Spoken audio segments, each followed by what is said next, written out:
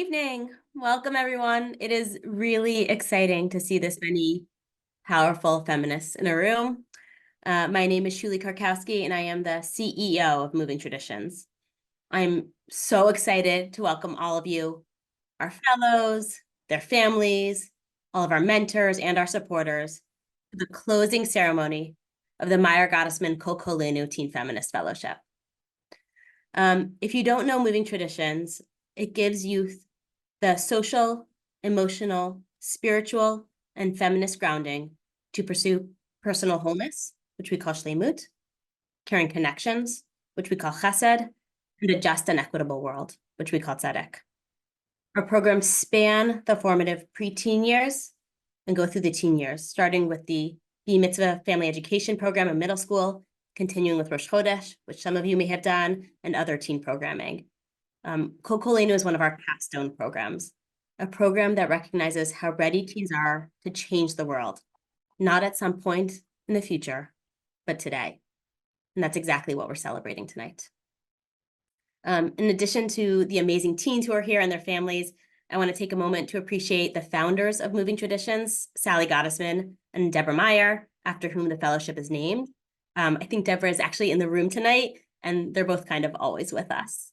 I also want to congratulate the program's director on her first year of running the program. Paige, you are amazing. Mazel tov on your first year as director of the program. We're so lucky to have you. With those mazel tovs aside, it also feels really poignant that we are gathered today as Yom HaShoah is beginning as it turns to evening. Yom HaShoah is Holocaust Memorial Day, and the Holocaust is an event that indelibly shaped my worldview. My grandmother survived Auschwitz, but she lost her parents and 8 of her 9 siblings in the camps. A loss that loomed over my childhood with a massive branch of my family tree amputated in the 1940s. In Auschwitz, my grandmother witnessed unspeakable things. Literally, she would not speak about them until her death. And we struggled to take down the stories about her years during the war. But upon coming to America, she had 3 children and 13 grandchildren, and now has dozens and dozens of great-grandchildren, many of whom were born before she died at 98 years old, just a few years ago. Never again is the mantra that pounded through my head throughout childhood. As I went to college, as I went to law school, and it definitely informed my decision to leave the legal world and dedicate my life to this job, to the Jewish communal world. Growing up in a traditional Jewish household, never again was about our community, the Jewish community, about how we must always be on alert for anti-Semitism that will try to destroy us, how there will always be others who hate us, that we need to be on constant guard from those who are actively trying to hurt us, and those that are apathetic and stand by. That perspective feels poignant today. And as I grew up and became exposed to civil rights and human rights work, I also came to understand that never again has another meaning and came with another responsibility. We not only have to protect our own Jewish people from persecution. My childhood was infused with a lot of anger at them, all of the people who knew exactly what was happening during the Holocaust and failed to stand up. So I came to understand that we couldn't be those same bystanders. Remembering the Holocaust means coming to understand that we need to do what we wish others had done and stand up for anyone who's being persecuted. Never again is both about our duty to fellow Jews and about our duty as Jews. And that piece also remains poignant today. And one of the things I love about the Kol Koleinu Fellowship is the way that it empowers young people to recognize both of those things, standing up for the Jewish people and standing up as Jewish people. And it also gives young people the tools they need to figure out what the right balance is between those two very important things, because those two principles must always live in balance. They are reliant on each other. They are complementary to each other, like inhaling and exhaling. They seem like opposites, but actually must always live in tandem. I hope you'll join me as I light the candle that's next to me. This candle is meant to remember all of the victims of the Holocaust, but it also reminds us of the power of the light of the Jewish community, that even when someone manages to diminish it, to make my grandmother's family small. People like my grandmother can help light another candle that eventually becomes a conflagration. I think that's true of so many of the social change projects we're going to hear about tonight. I cannot wait to see the light that our fellows spread in the world, for Jews and as Jews. Mazel tov to all of you.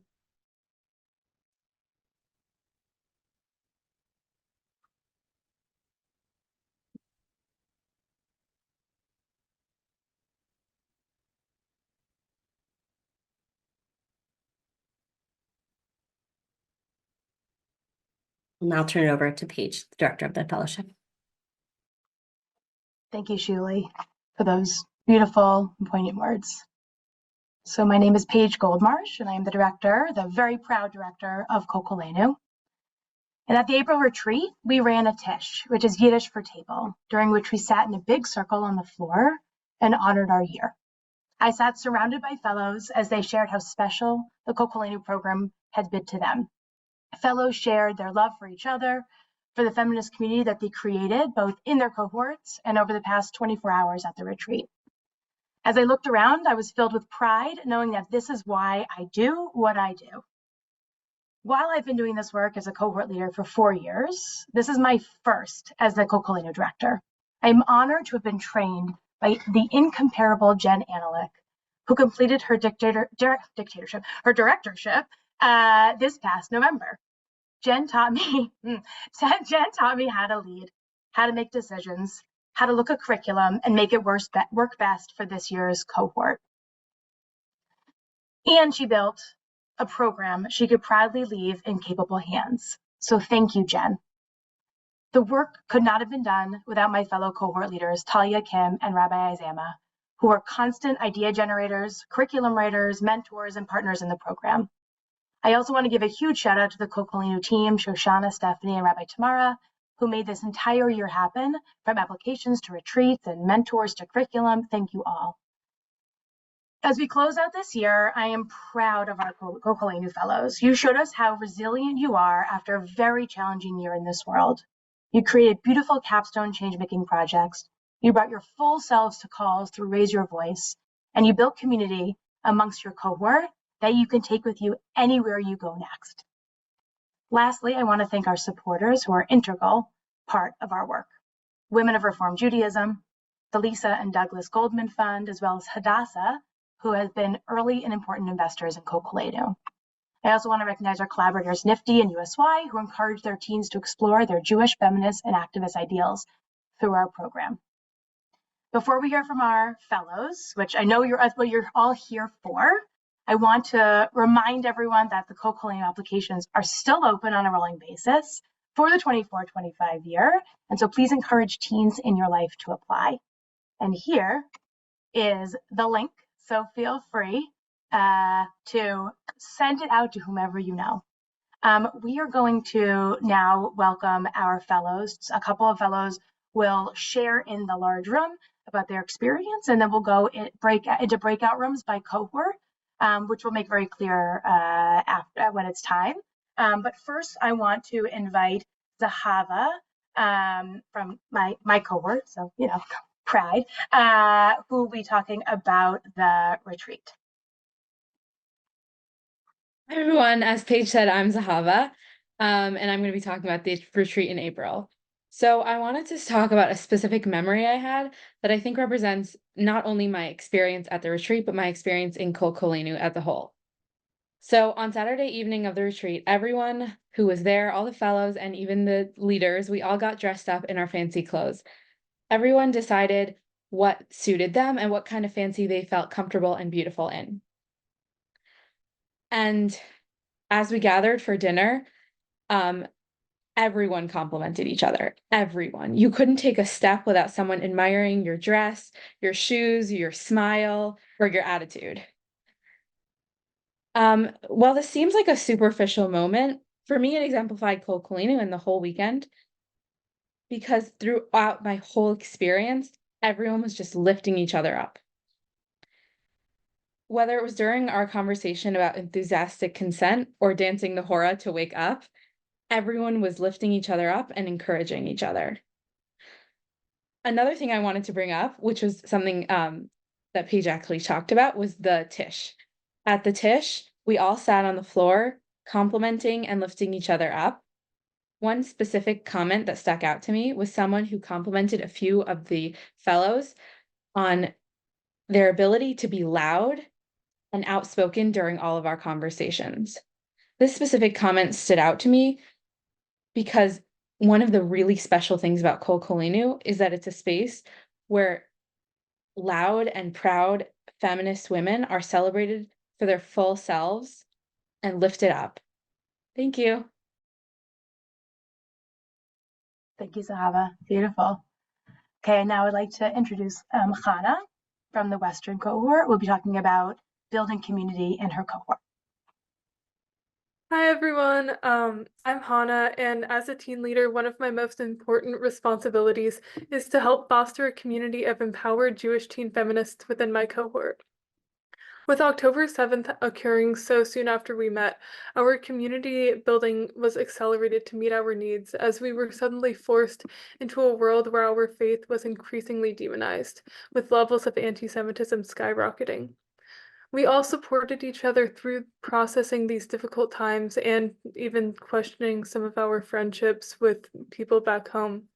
And we were active in our group chat and during our monthly meetings and talking through our feelings regarding what was going on, not only with anti-Semitism, but also just our normal day-to-day lives with school stress. And I think all of this definitely helped create a stronger community and one where we could be our most authentic selves in a time where it was kind of hard to be ourselves with those who might not have understood our experience as Jewish feminists. And so yeah, it's been a great year with all of you being able to build this amazing community. Thank you. Thanks, Hannah. But that's so great. The fact that you got to have a community like that was built up, especially online, that's really, really special. I'm so glad you had that. Okay. Next, we are going to have Ava speak about her experience working with her mentor. Hi, I'm Ava, as Paige just said, and I had a wonderful experience with my mentor who is here tonight over Zoom. The mentors are different than your cohort because they're specified to your project. So you have direct guidance on whatever you're working with, which is, and all of us fellows go through a range of kinds of projects. So, so a range of projects.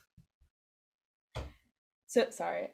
So all of the fellows, we have different kinds of projects, and our mentors are there to make sure that we are able to fulfill that, whatever that means. And we were going through time changes. Some of us were traveling while working on these projects, or there was sickness and we had to cancel meetings, but my mentor was so helpful in terms of rescheduling, checking in. We would have these 15-minute Zoom calls every few weeks, and it would make sure we were on track to meet our deadline, especially when we were working with multiple organizations, because my project specifically was about catcalling. So we were working with a different organization outside of Kol Koleinu. So there was a lot of networking and partnership. I have my own experience with activism, so that was not the difficult part. Having a mentor was helpful because my mentor was able to check in with Kol Koleinu. We did a non-traditional project, so we had questions, and my mentor was able to reach out and just help us know what exactly what the guidelines were, what our requirements were, and I'm just beyond thankful for her working with our schedule again among our school lives and travel. So it was extremely helpful having someone who's so specifically guided our project. Yeah.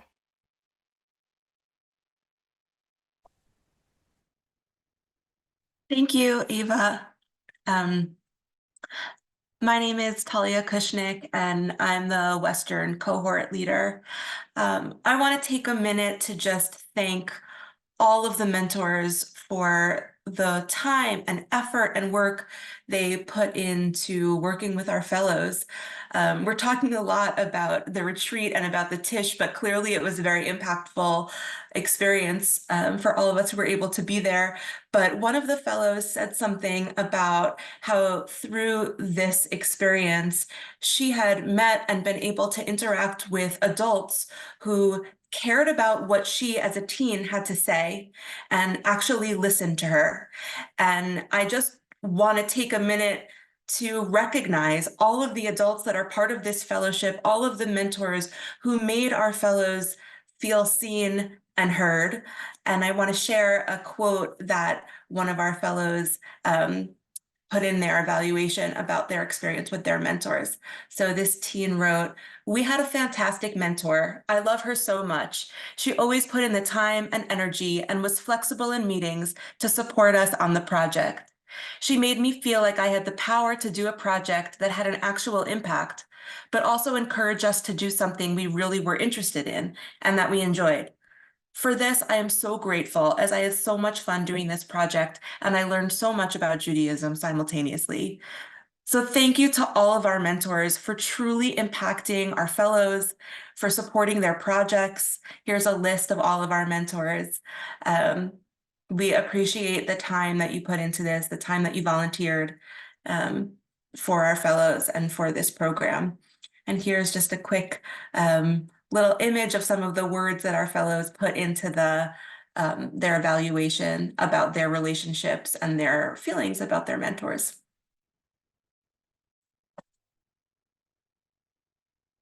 So I'm going to just turn it over to Kim now to talk about our teen leaders. Hi, everyone. I'm Kim Rosenthal. Can everyone hear me? Yes? Okay, great. My computer's not working, so I'm on an iPad, and I've never done an iPad with Zoom before, so here we go.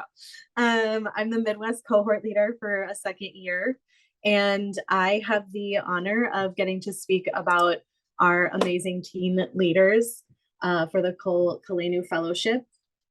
I had the privilege to work with and lead them during the fall semester.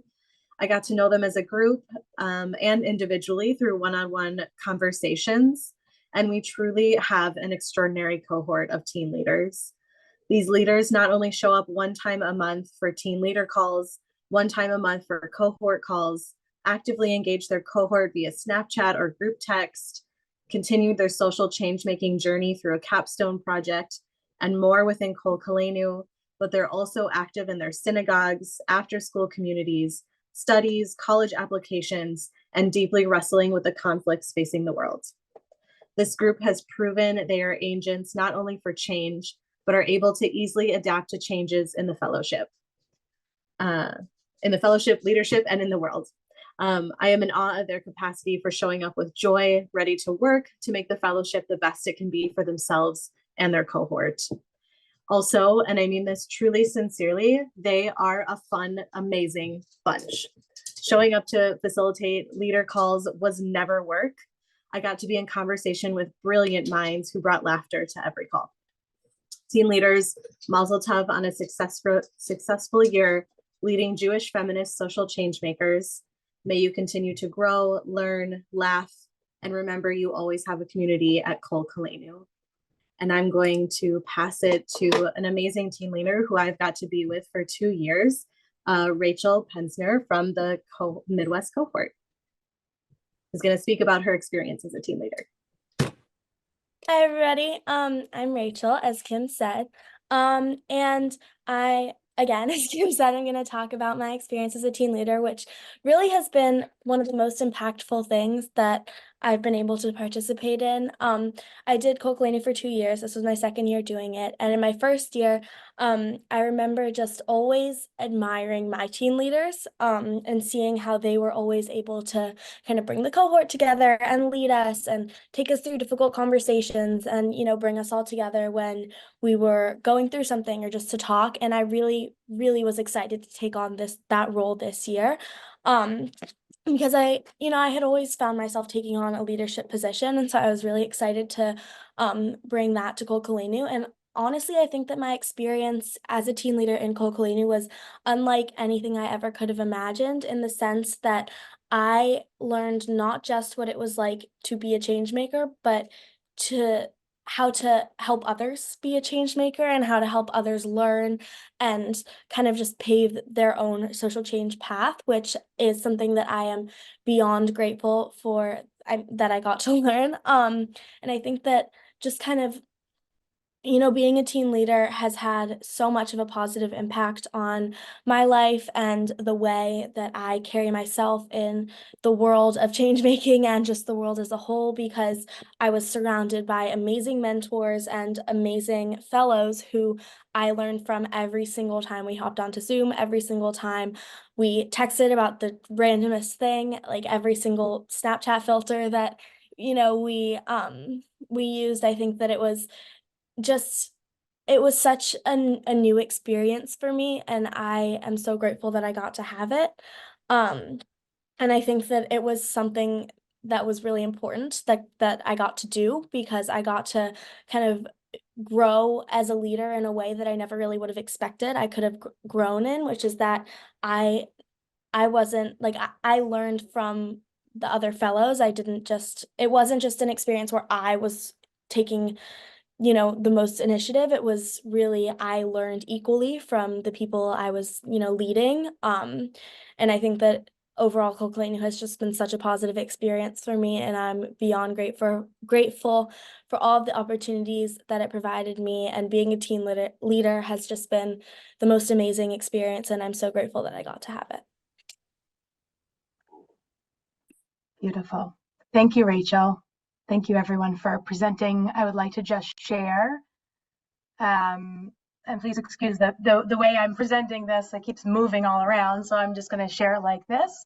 I'd like to just make sure that we name everyone who's a teen leader. So Inessa, Eliana, Emily, Catriella, Rachel, Talia, Sylvie, Hannah, Serena, and Cameron. So thank you all for coming back for a second year and really spending your time being able to create community amongst each other and amongst your cohorts. So next up, we are going to do what we call graduation. So each cohort leader will be honoring their cohort. I will be sharing my screen, and Talia, you're going to go first. So let me share my screen again. It's just going to stay in that smaller version. Actually, I'm going to make it a little bit bigger so y'all can see it. Hopefully I can make it a little bit bigger. You can let me know. Here we go. And all right. Go ahead, Talia. Okay, so mazel tov to all of the fellows from the Western cohort. Carly, Callie, Talia, Lila, Maddie, Zoe, Shira, Julia, Shoshana, Sylvie, Elise, and Chana. You guys are awesome. Mazel tov. Okay, Kim. Mazel Tov Midwest Cohort, Sierra, Lily, Livnat, Ada, Quintessa, Lucy, Mira, Eliana, Rachel, and Talia. It's been an honor to be your team leader in the Midwest. I mean, your cohort leader in the Midwest.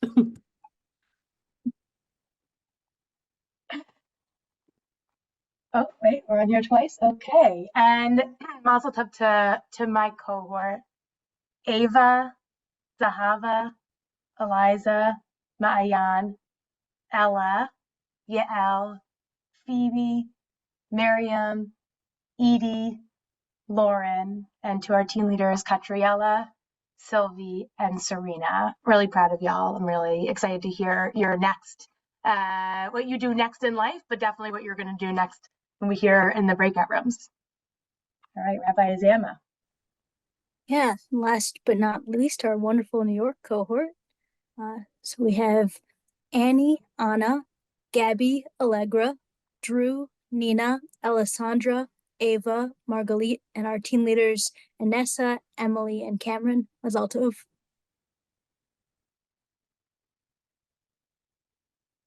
All right, we can all cheer. Everyone can cheer. Woo!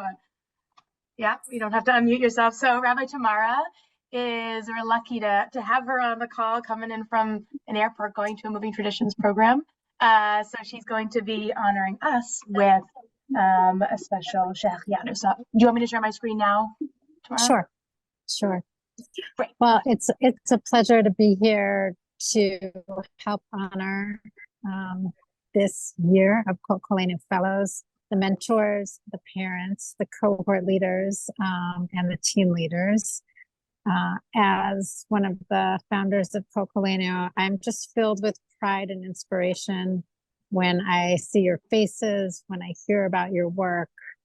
And I'm so grateful for the hope and the meaning that you create through your beings, through your community building.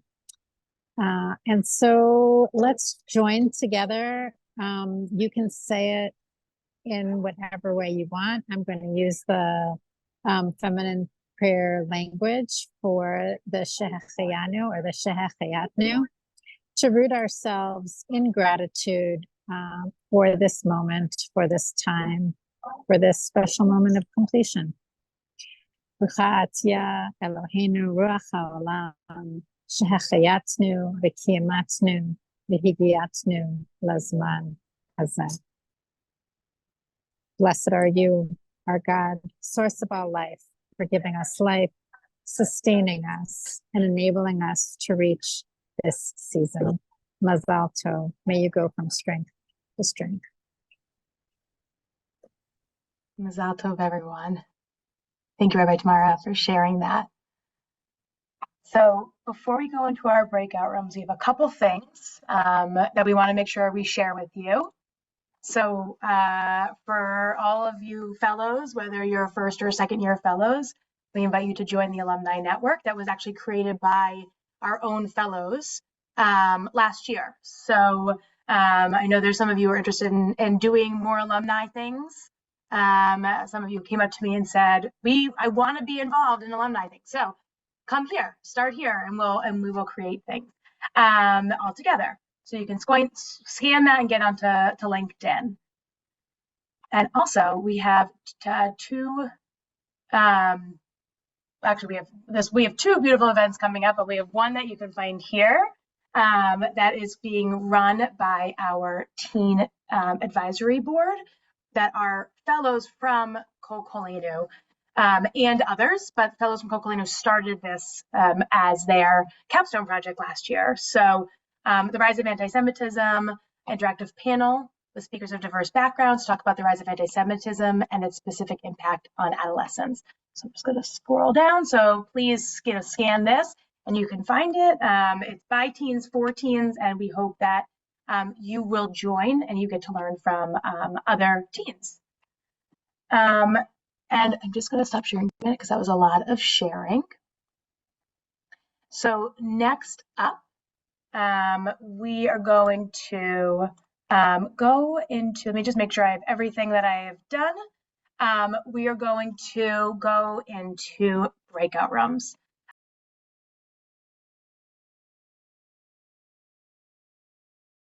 So I'm just so happy to be here with all of you again.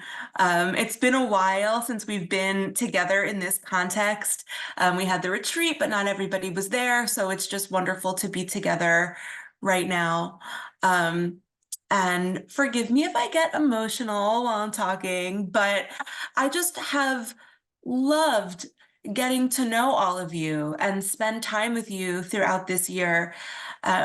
As Hannah was saying before, it wasn't an easy year, and just watching the way that you all came together to support each other and listen to each other and just be there for each other was incredible.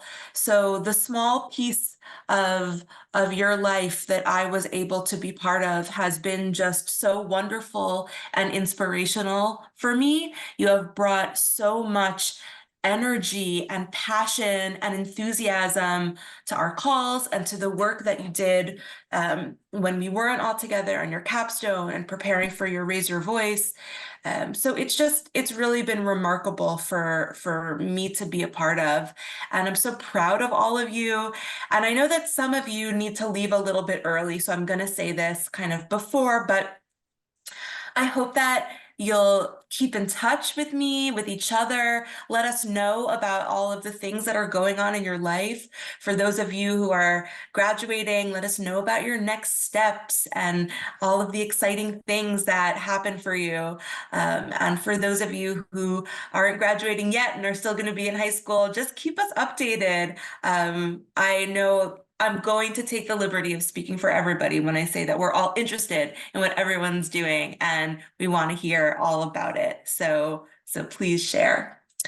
So I'm going to just call you out, and you all know what I can remind you if you've forgotten, but you all signed up to tell us a little bit about either your capstone project, your Raise Your Voice, or just your feelings about the Kol Koleinu experience. So if you have slides, feel free to share those on your own and walk us through it. And if anybody has any questions, feel free to ask the fellows after they've presented. So we're going to start with Callie and Zoe, who are going to be talking about their capstone project. Hi, my name is Callie. For those of you who don't know me, I'm a Meyer-Gottesman senior, and Zoe's my partner. She's a little bit sick right now, so I'll do the talking for us, but we worked together this year to do our project, which is a website. Both of us are big readers, so we decided that we wanted to collate a list of books that could be a resource for those who are interested in learning more, whether that be about the Holocaust or feminism in general, or maybe they're a parent looking for kids' books. So we created this website. We had a lot of fun doing it, and just like looking through and talking with relatives and talking with our communities about what types of books we wanted to include. And so over the past couple of months, we put this website together. And so this is a little bit what it looks like. On the top, it tells you what types of books they are, and then each book has a little bit of a summary next to it. That way, if you haven't heard of the title, you can quickly do a quick scan of what that book is about, and then you can go order it on your own or show up to a library. So we really just wanted to provide an information source because we both thought it was vital, especially since October 7th, the misinformation and the lack of information that so many people have. We really wanted to provide an antidote to that. So we thought it would be a great idea to have a list of books so that people can, on their own, with their own time, educate themselves on really important things, or what we find really important. And so we worked with our lovely mentor to come up with this. And yeah, I think we're both really proud of the results that we have and what we've created. So thank you so much. And we had the best time. Awesome. Thank you so much. It looks great. I'm going to pass it on to Hannah to talk a little bit about the Kol Koleinu experience. Hi everyone. So I'm Hannah. This is my second year in Kol Koleinu. But my first in-person event was actually the spring retreat this past month. And it was such an amazing time to meet a lot of Kol Koleinu fellows in person. So I go to boarding school, and there's not a huge Jewish population here.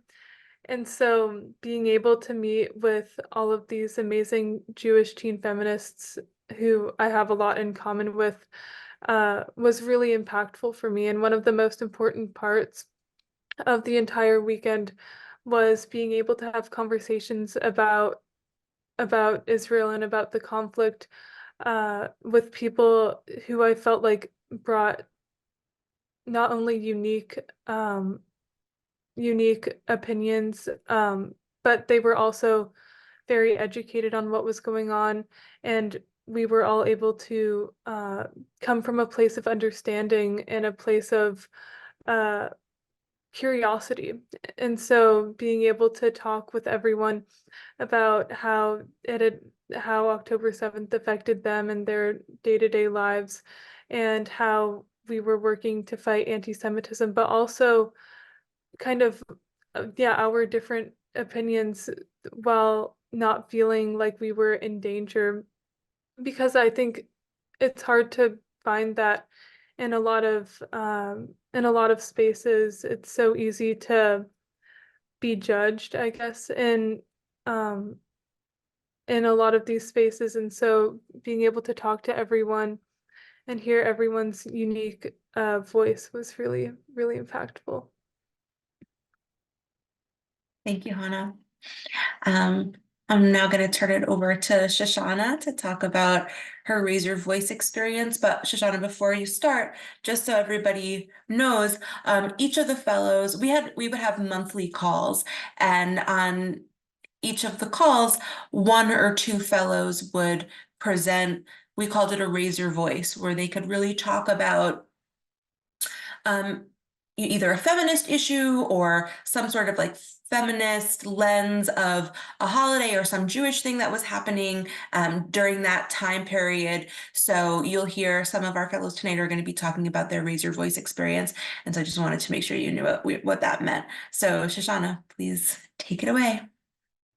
Hi, I'm Shoshana. So I worked on my project with Elise, and we talked about partnerships, feminist partnerships in the new year.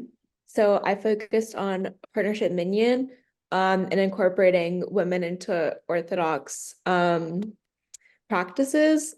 And also we covered the Jewish Foundation for Education of Women.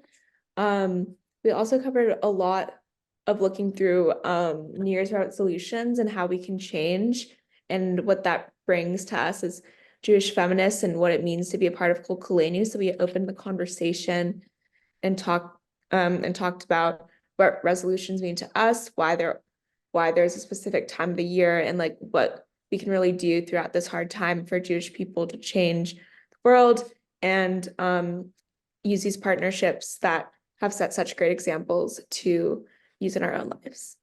Thank you. Great, thanks, Shoshana. And now I would like to turn it over to Talia to tell us about her capstone project.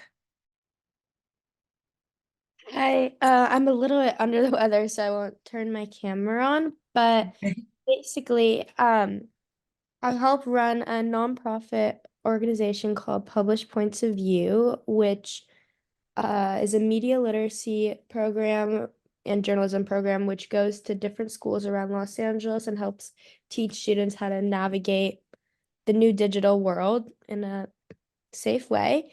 And for my capstone project, I brought this program to my school, and I went to different English, but we call them core classes in my middle school, and I hosted 2 different 1.5-hour workshops, and I made my own curriculum, just teaching students how to navigate today's digital world. And I'm planning on continuing this project, and I have a few more workshops scheduled for the rest of the year.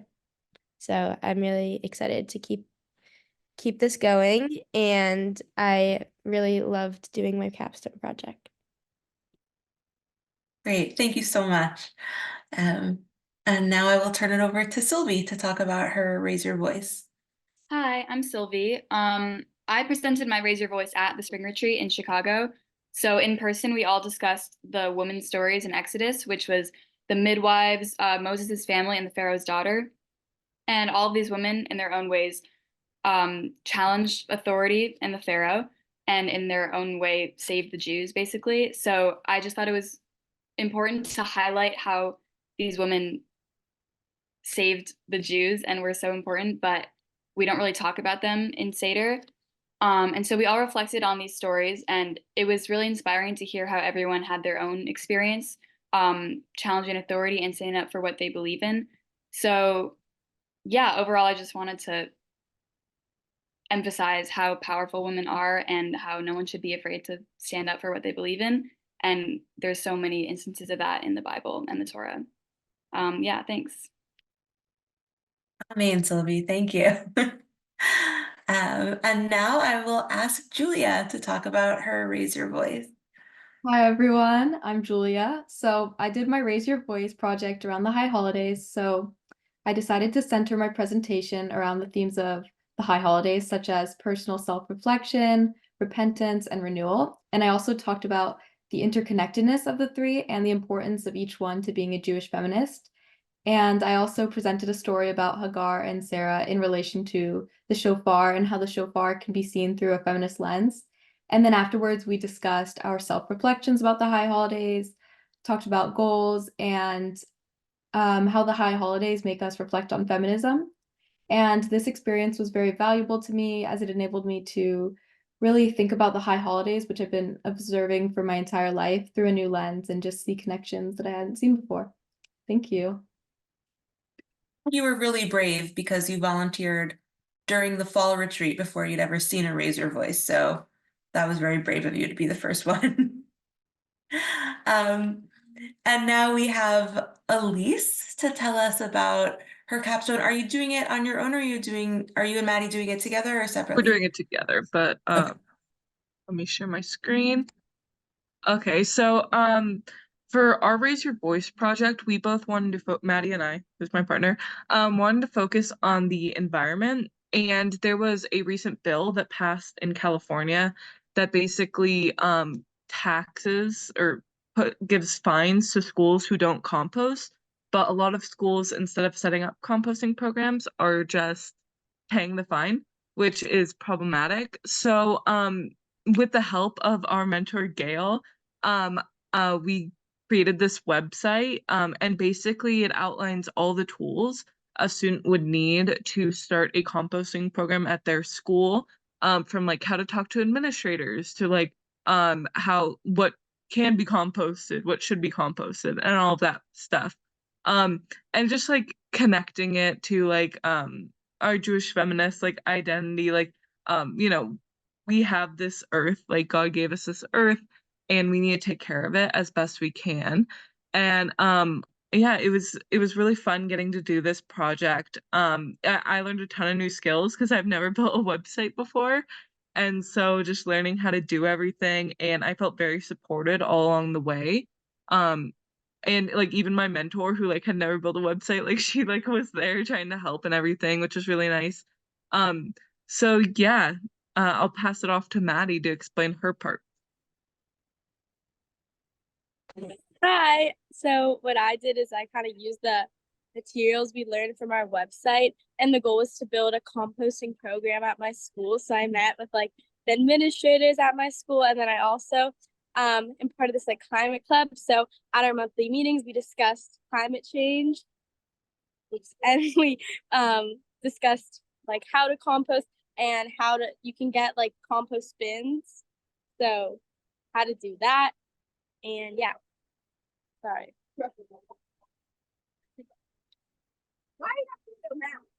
Awesome. Thank you.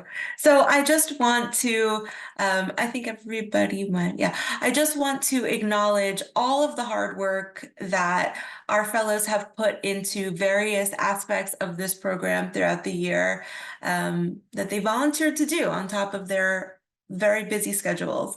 And so just let's take a minute to give everybody just a round of applause for all of your work, all of your effort, everything that you achieved. I'm so proud of you, and I'm so happy to be a part of this journey with you. We are done now. So mazel tov to all of the fellows. There is, as Paige mentioned, a kind of teen-only hangout happening. I assume you have all of that information. And any of the mentors and other guests are welcome to go back into the main room if you'd like to talk to Paige and Shuli, but have a great rest of your school year and a great summer. And I look forward to being in touch and hearing about all the awesome stuff that you're going to accomplish. So thank you for a great year. Thank you so much. Thank you. you. Yeah. Thank you.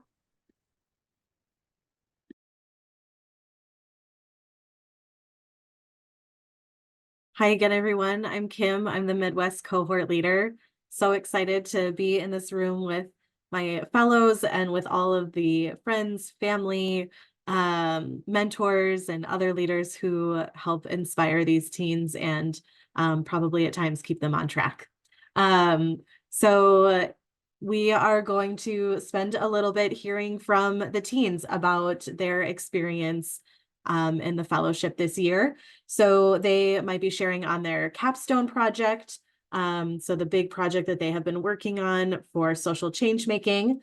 They might share on Raise Your Voice, which is something we did every month. Two teens together raise their voice about something that month.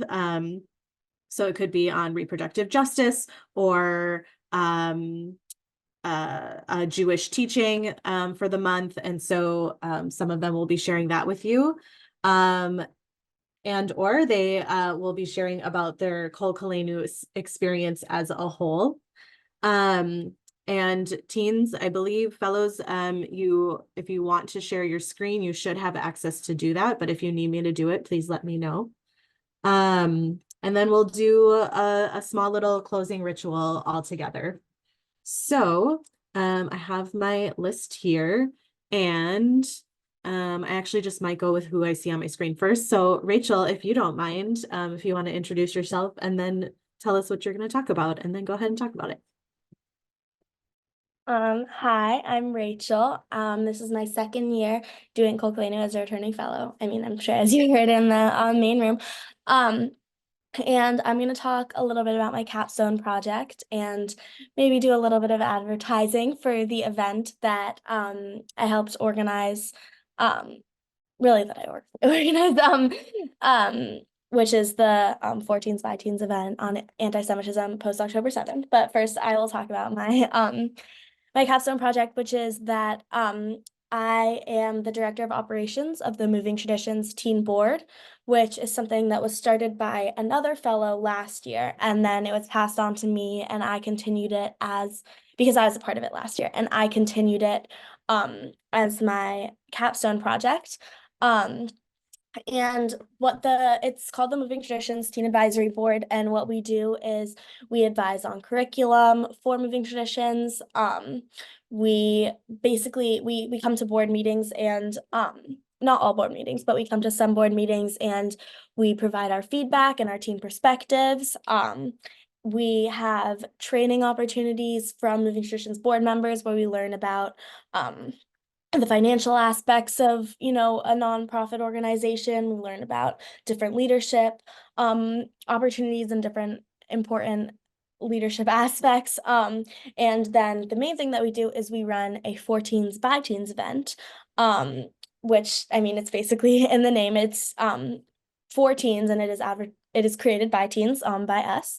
And last year it was on the anniversary of the Dobbs decision, and we talked about abortion and Judaism and religion. And this year we're talking about the rise in anti-Semitism post-October 7th, which was a really important topic to everyone on the teen board. We all thought that it was something that we really wanted to talk about, and we wanted to focus this time on building community.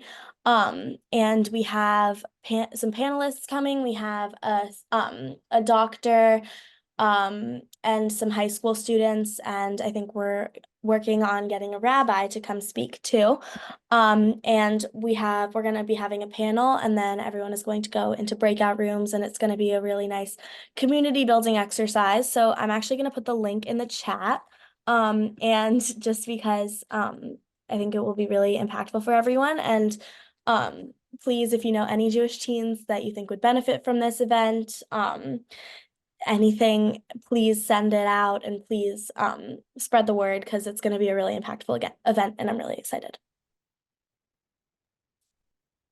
Thank you so much, Rachel. I have to say, Rachel is a testament to all that you can do within Kol Koleinu. Like truly anything that you can do, Rachel does it. And then not only that, she brings everyone into the fold. And so I know she got Talia involved in some more stuff, and she's always looking at like who's the next people that can be on leadership, which makes someone a great leader. So we're so lucky to have you, Rachel. I am going to pass it to Leave Not to share her experience.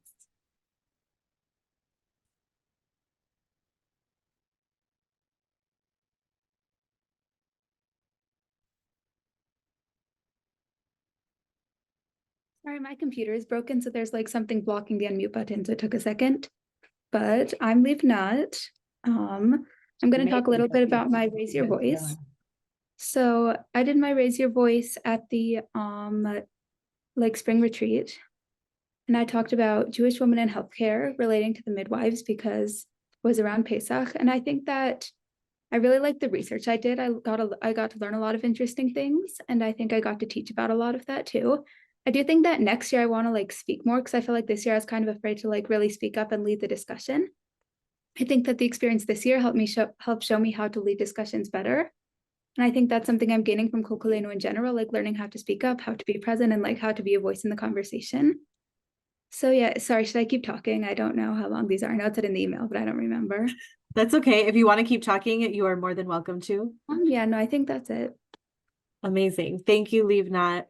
Her Raise Your Voice at the retreat was super, super powerful. Also at a time, it was Saturday, later in the day, we were all very tired, but all showed up and we're super excited to talk about what Leave Not brought to us. And it was really fascinating. We all like kind of went on tangents, but really good ones about like understanding the healthcare system and how it affects women and minorities.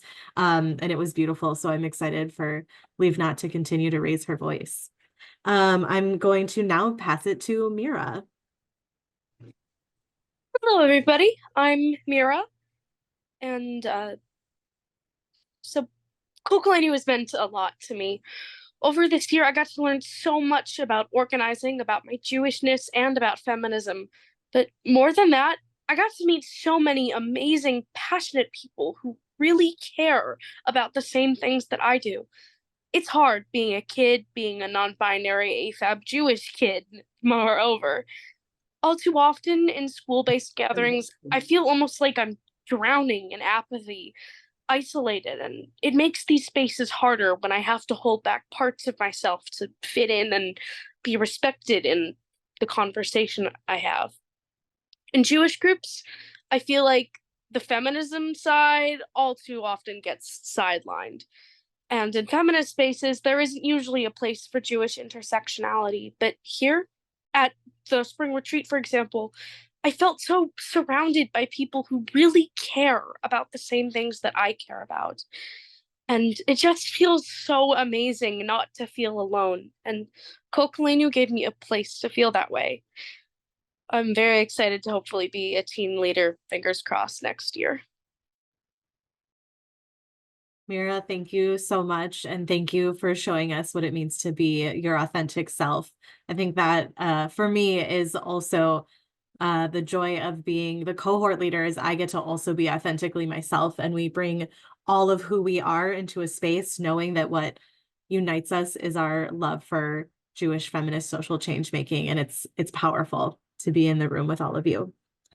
Sierra, I'm going to hand it to you next. Hi, I'm Sierra, and I was just gonna talk about my experience in Kol Koleinu for like a minute. So for me, a lot of things I really liked about the whole program in general.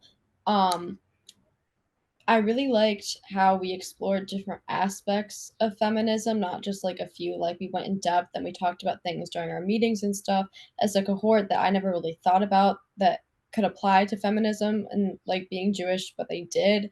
And then at then at our retreats, both of them. The first one with just the cohort, that was really nice because it allowed me to get closer with everyone, and it really made me feel as though it finalized how I felt about this being like more of a safe space with people I could like trust and talk to and relate to, who were interested in the same things. And then with the second retreat, it was just very like beautiful how everyone came together to lift each other up and create a community that would just be really helpful to everyone.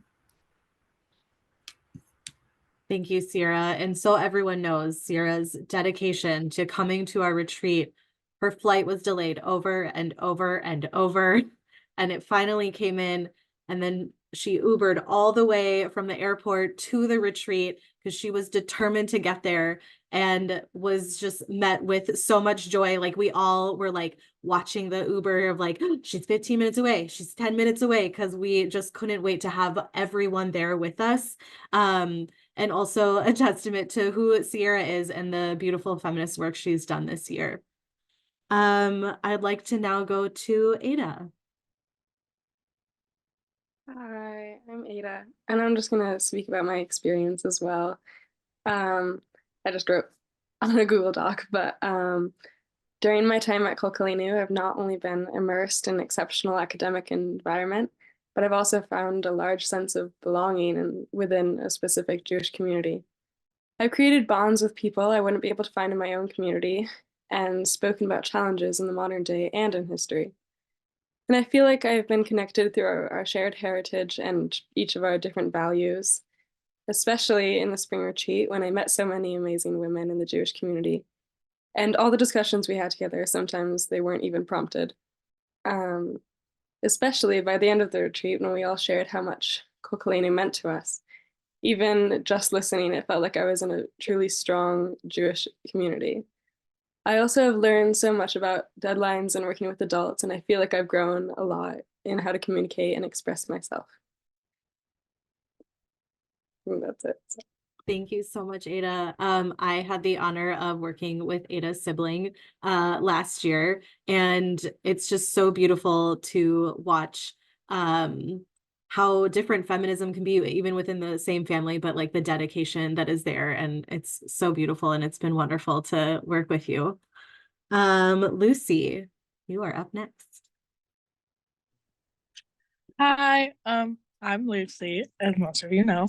I'm just gonna be talking about my experience. So I am one of two of the fellows from Wisconsin, and there's not really that many Jewish people here. It's pretty much like just me and like 3 other teens in my area. So it was really nice having like a community where I could talk about like Jewish stuff, especially when the stuff happened on October 7th, when I didn't really have anyone to go to. Everyone was very supportive with that. And like overall, it was just really nice to have a community where I could talk about like serious topics and have people who actually wanted to talk about it and were invested and wanted to have like a mature conversation about it. So it was nice to finally get a different type of experience where kind of everyone was open to hearing others' opinions without like invalidating. Thank you so much, Lucy. I grew up in a small town in Wisconsin, so bonded pretty quickly with Lucy of this understanding of what it means to be a Jew in the Midwest, because we're here and we exist, and we're super powerful. All right, last but not least, we're gonna have Talia, another one of our teen leaders. Hello, my name is Talia. I don't know, hopefully you guys can hear me. My computer has been a little bit glitchy. Okay, excellent. As Kim said, I was a fellow last year for Kol Koleinu, and I was lucky enough to become a teen leader this year. And I'm going to talk a little bit about my experience and how much that's meant to me over the past 2 years. I think ultimately Kol Koleinu has given me such a tight-knit community, and I have a little moment from the retreat last year that really, I think, encapsulates the community and how closely it was formed. But I was really nervous for the first retreat, And I went into it knowing absolutely nobody. A lot of the people were a lot older than me. And there were 2 tables with like 8 chairs each. And I think there were around 15 of us. And all 15 of us crammed at one whole table with barely any space to do essentially anything. And that was when we didn't know each other at all. And a similar thing happened this year where we all clicked right away. You know, we're all super passionate about social change. We've had such like insightful conversations with each other after only interacting with in person a few times. And so I'm really grateful that Kol Koleinu has given me this opportunity, the resources I need to carry out 2 social change projects, given me all of these wonderful people that I've become super close with. And I'm really going to miss having this community. And I'm so excited for everyone who is planning on doing Kol Koleinu again next year. Thank you, Talia. Thank you for showing us what it means to be a teen leader in the same and different ways as the other teen leaders, and always bringing so much joy and a breath of fresh air. It's always just like, when I see you, I know like it's going to be okay. We've got Talia. So thank you, teen fellows, for everything that you've brought this year. To wrap up our time together, we're going to do a little closing ritual, which is something we always do on our cohort calls. So what I am going to ask is that you type in the chat, but not press enter until I say press enter. So just putting well wishes to whoever you came here to see, or to anyone in general. So like write a little something, and then when I say enter or go, then it's like a waterfall, and we're going to see all these beautiful messages come in to congratulate these teens who have worked so hard this year. So go ahead and write something in the chat, whether privately or to the whole group, preferably to the whole group, but also it's okay if you want to do a little message to someone privately. And when I say enter, we'll flood the chat with all these messages.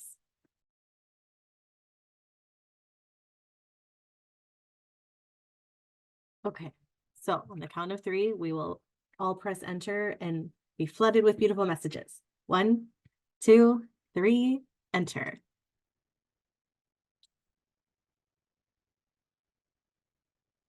Yay. Okay. I did write Midwest is the best. Don't tell the others, but we are. And I have to say that it's the retreat with everyone is always hosted in the Midwest, and it is very cold for some of our West Coast people who are coming in, and we always have so much pride in the Midwest that we're hosting everybody, and it essentially becomes like one big Midwest cohort. That's really beautiful. So I hope everyone takes some time to read all these messages. They will also be, they're recorded, so you'll be able to look at them later. And I want to end with a little counting of the Omer. We're not quite at like the new day, but we'll pretend. So going into tonight, we're going to be entering day 13, which is Yesod and Gevurah. And I have these little Omer cards. So here's a picture of a new path that is forming. So fellows, your past old habits, old relationships, and the person you used to be helped make you who you are right now. There are aspects that will continue with you along your journey, but you must also recognize what you've outgrown and what is no longer useful. Have the strength to let these go. So I hope that you hang on to everything that you have learned this year, seen the beautiful ways that you have grown, because all of you have, and that you take all of that strength and knowledge with you into whatever is next. I wish you all so much joy and fun this summer. Families and mentors, anyone else on the call, I invite you to go back into the main room to share any experiences you'd like with other Moving Traditions staff, teens. In about half an hour, you will go into another Zoom room with all the other teens to have a little party online. And I will also stick around in this room to answer any questions. But thank you all for coming and celebrating these amazing fellows who worked so hard. Thank you. Thank you.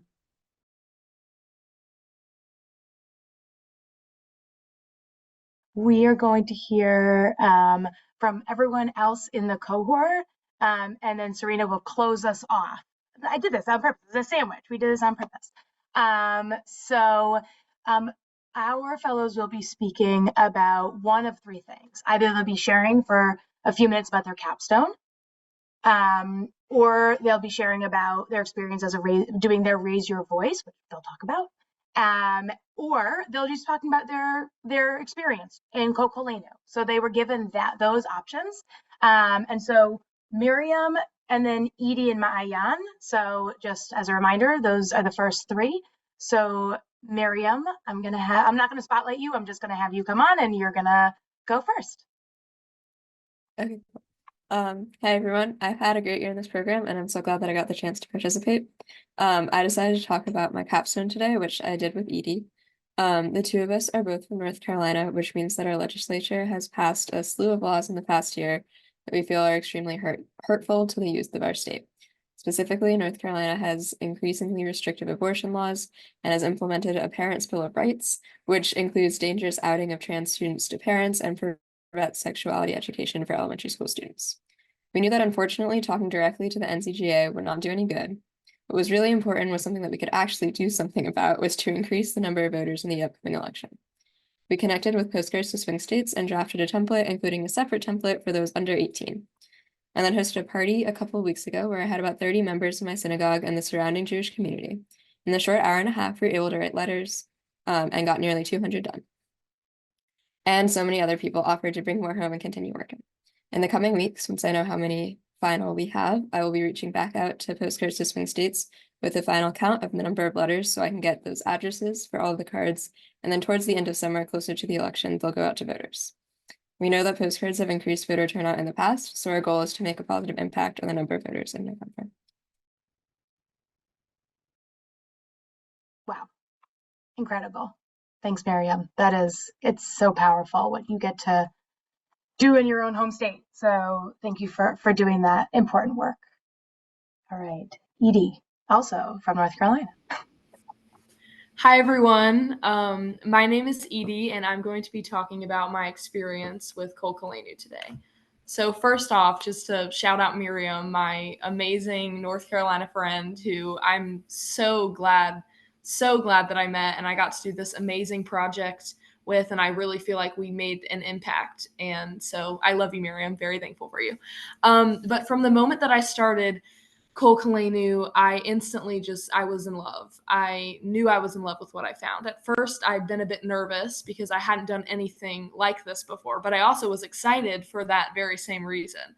So any nerves that I felt disappeared the very first Zoom call we had. I just could not stop smiling. And after I told my parents all about it, and I just knew it was the beginning of something great and really impactful for me. And the next thing I knew, after a few calls, I was on a flight to Philadelphia where I met these mentors and made these amazing new connections and friendships with people up and down the East Coast. We made ice cream sundaes, shared stories, studied how our Judaism and feminism work side by side, and we even played hide and seek in a national museum. So that was also very memorable. Then I came home and I told my family everything. I couldn't stop talking about it, and I missed it more than I could explain through words. My connection to Judaism and my light became bright again, and I became closer with all my friends and awesome cohort leader Paige through working on projects and during our monthly calls.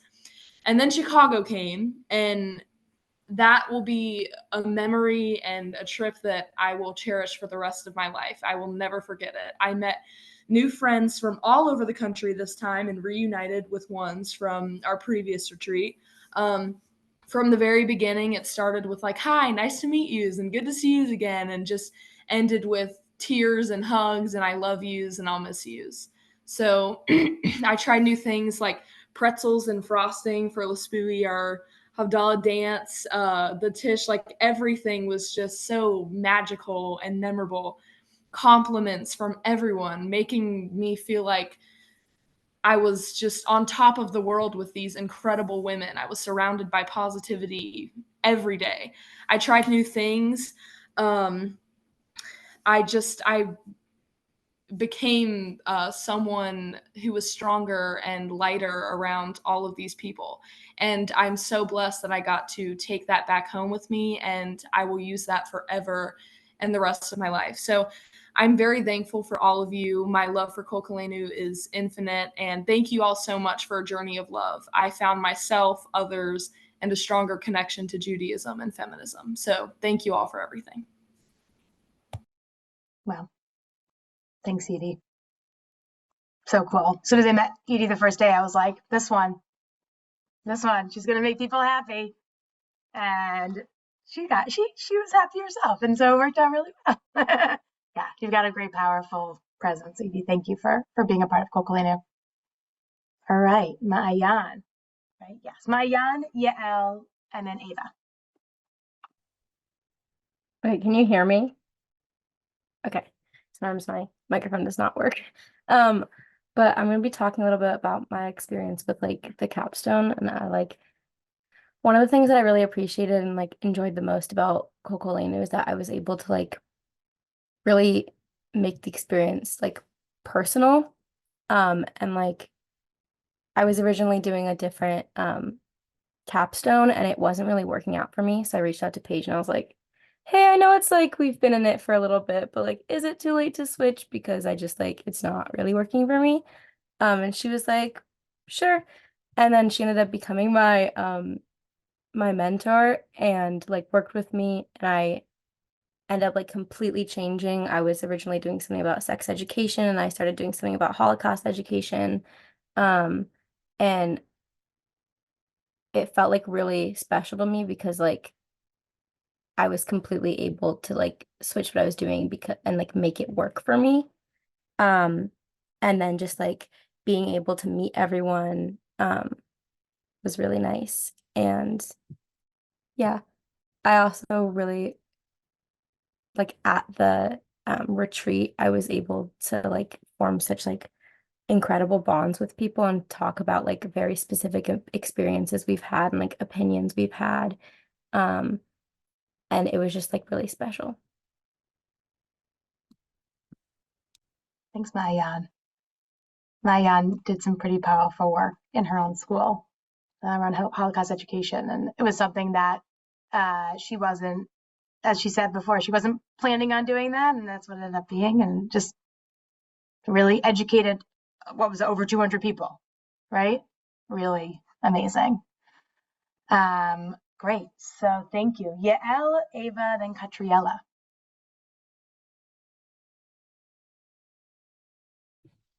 Hey, okay, I have slides. So let's see if this works or if it decides not to.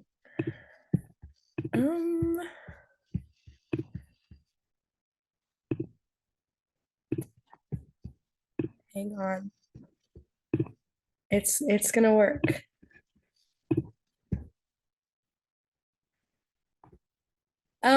Maybe it's not gonna work. Hey, Paige, I emailed it to you. Do you want to pull it up on your end? Yeah, let me grab it. Give me a second. Let's see if I can open it. Hold on. I think Zoom hates me. Zoom has an attitude. So here we go. I'm gonna share it. Cool. See if that works. Okay, that's it. Okay, so my capstone was to engage my entire school in school-wide women's empowerment workshops during Women's History Month. We had a two-part goal, which was to engage the entire high school in Women's History Month education, and part two, to provide student leaders with an opportunity to lead that education. Can you go to the next slide? So now I'm just going to run through like the boring logistic stuff of what we were able to pull off. So I didn't lead a workshop. I was what made it possible for everyone else to lead workshops. So it started with part A, which you can see on the cork board, which was just our timeline and our to-do list. I worked with 2 other people at my school to make this happen, so I was not alone. And that was just getting permission for this event to run and other boring logisticy things.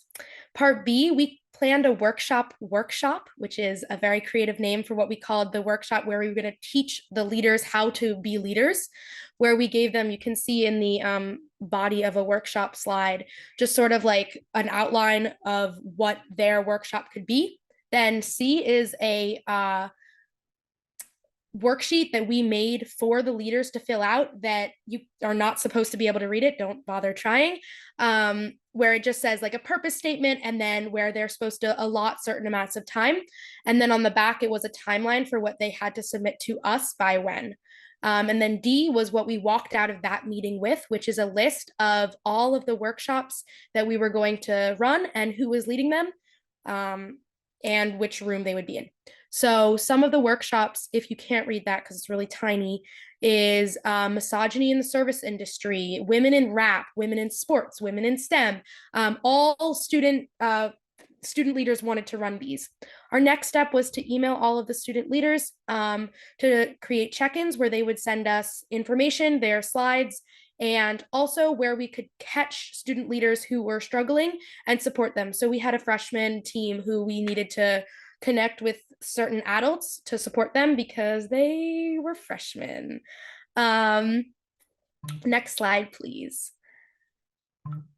Part 2 was to just make it happen. A was our reaching out to student leaders. So we sent them a form with all of the workshops, which you can see in the really long part of the middle. And then in the teeny little slides next to it, you can see where we put the entire student body into a spreadsheet where they would find where they would go. Part B was getting teachers to be faculty advisors for all of the rooms so that they would have an adult present in case they needed help with classroom management. Part C was to make it happen. So the little picture there is actually the news report that went out to our entire school afterwards, just reporting on the fact that it happened.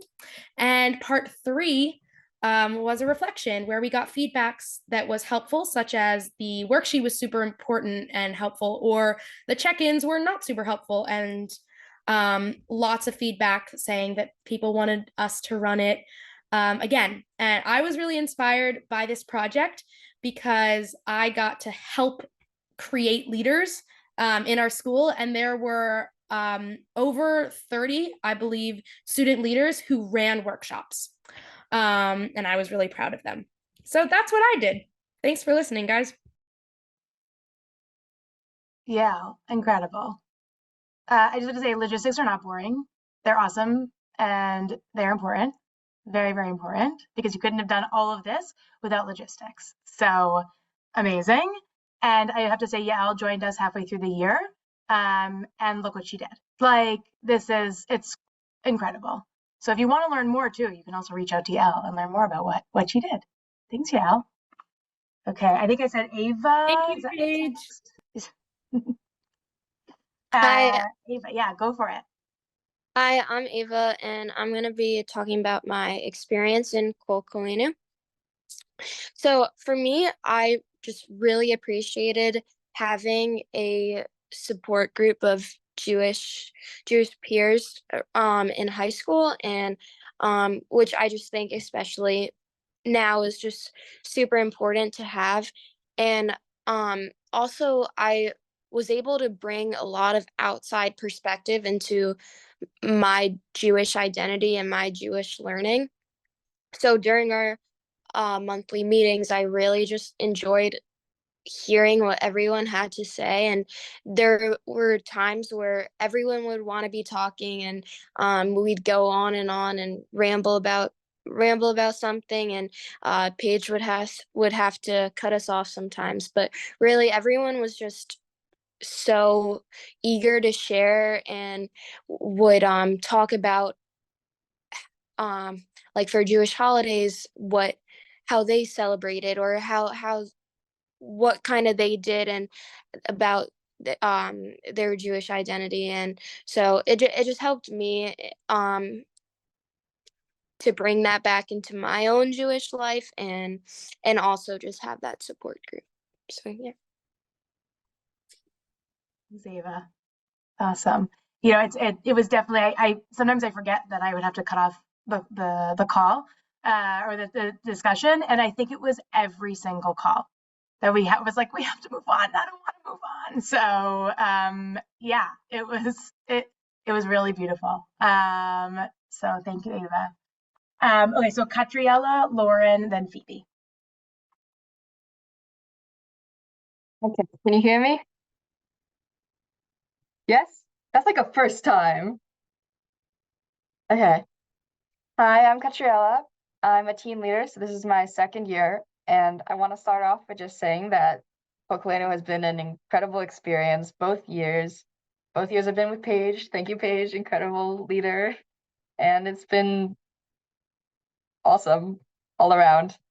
So this year for my capstone project, I decided to sort of explore how to look at like Jewish tradition and Jewish history from a like creative feminist perspective. So I wrote poetry based on female figures in the Tanakh, from a more female focused perspective and a feminist perspective.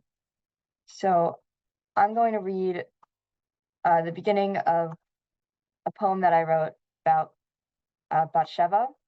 And the story of David and Bathsheba is one that is really not focused at all on Bathsheba's perspective. And after learning about this in school, I wanted to rewrite it. Okay. Also, in the poem, there aren't names intentionally. So the narrator is Bathsheba, and then the person who's referred to as he is King David.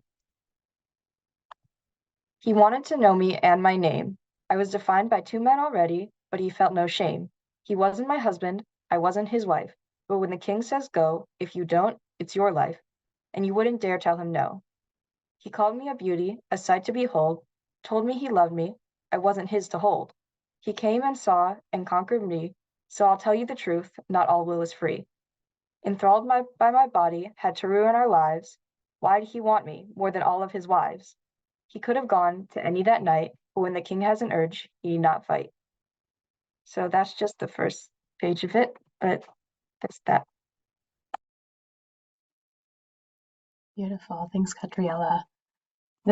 I would say this is the first time that, at least since I've been in this work, that someone has taken the capstone in this way. And that sets up for the future of what others how they'll want to do their capstones and how they'll want to do interpretation. I think it's and I think that's really special about you, Catriella, having been able to work with you the last 2 years. I'm really grateful for the time we got to work together, and I've gotten to see you in so many different ways about you, and I got to learn so much about you. And this is part of who you are, is finding ways to interpret Torah, and that's you. I love it. I really love it. So thank you, Catriella. Okay, so I said Lauren, Phoebe, and then Eliza. Hi, I'm Lauren. I'm going to be talking about my capstone project in Page. I have some pictures that I want to show. So is it okay if I share my screen? Yeah, please. Okay, great. Okay, so for my capstone project, I hosted a clothing drive at my school with this really amazing nonprofit organization called Katie's Closet. And I'll tell you about Katie's Closet because I volunteered with them last summer, and I just got to see what a great organization it was, because they set up these little closets, like boutiques, in schools around Boston, Massachusetts. And I'm pretty sure they have other locations, and where students can go discreetly shop free of charge for any clothing that they'd like. And I just think it's really such a cool premise that I'd never heard of before. And I just really wanted to be involved with that personally at my school, because obviously at my school there's a lot of teenagers, and then the donations go to other teenagers. So I really was interested in that. And when I volunteered there, I really saw how dedicated the volunteers were, including me, to making sure that the clothing fit the criteria, and really helped make teenagers feel confident to go to school and just be their best selves, which is extremely important to me, that people feel like this. And yes, so how I did this at my school was I did focus mostly on advertising, and this is one of the flyers that I used, and added to it is this, what's it called? A little infographic that my mentor Kelly helps me with. And yes, that's how I got the word around. And I also had a little announcement on our platform Canvas to advertise the clothing drive. So, but if I were to redo one thing, it would be to probably use social media more to spread the word around. And here is a picture of the actual clothing drive. These are the boxes. They're really cute. And overall, I think it went really great. I'm not really sure the exact amount of donations that we got, but they were pretty heavy. Like we got a bunch of donations, which I'm really happy with. And overall, I'm just so glad I could be part of this and just work with this organization and do this also for my Kol Koleinu capstone project. Oh, and I forgot to mention that this was March 18th to the 20th, so it was 3 days. And during spring, so I thought also spring cleaning and that. So if you have any gently used clothing and you're in the Massachusetts area, then please donate to Katie's Closet, because really, I just think it's really great what they're doing. And it's really important to donate your clothes. So thank you so much.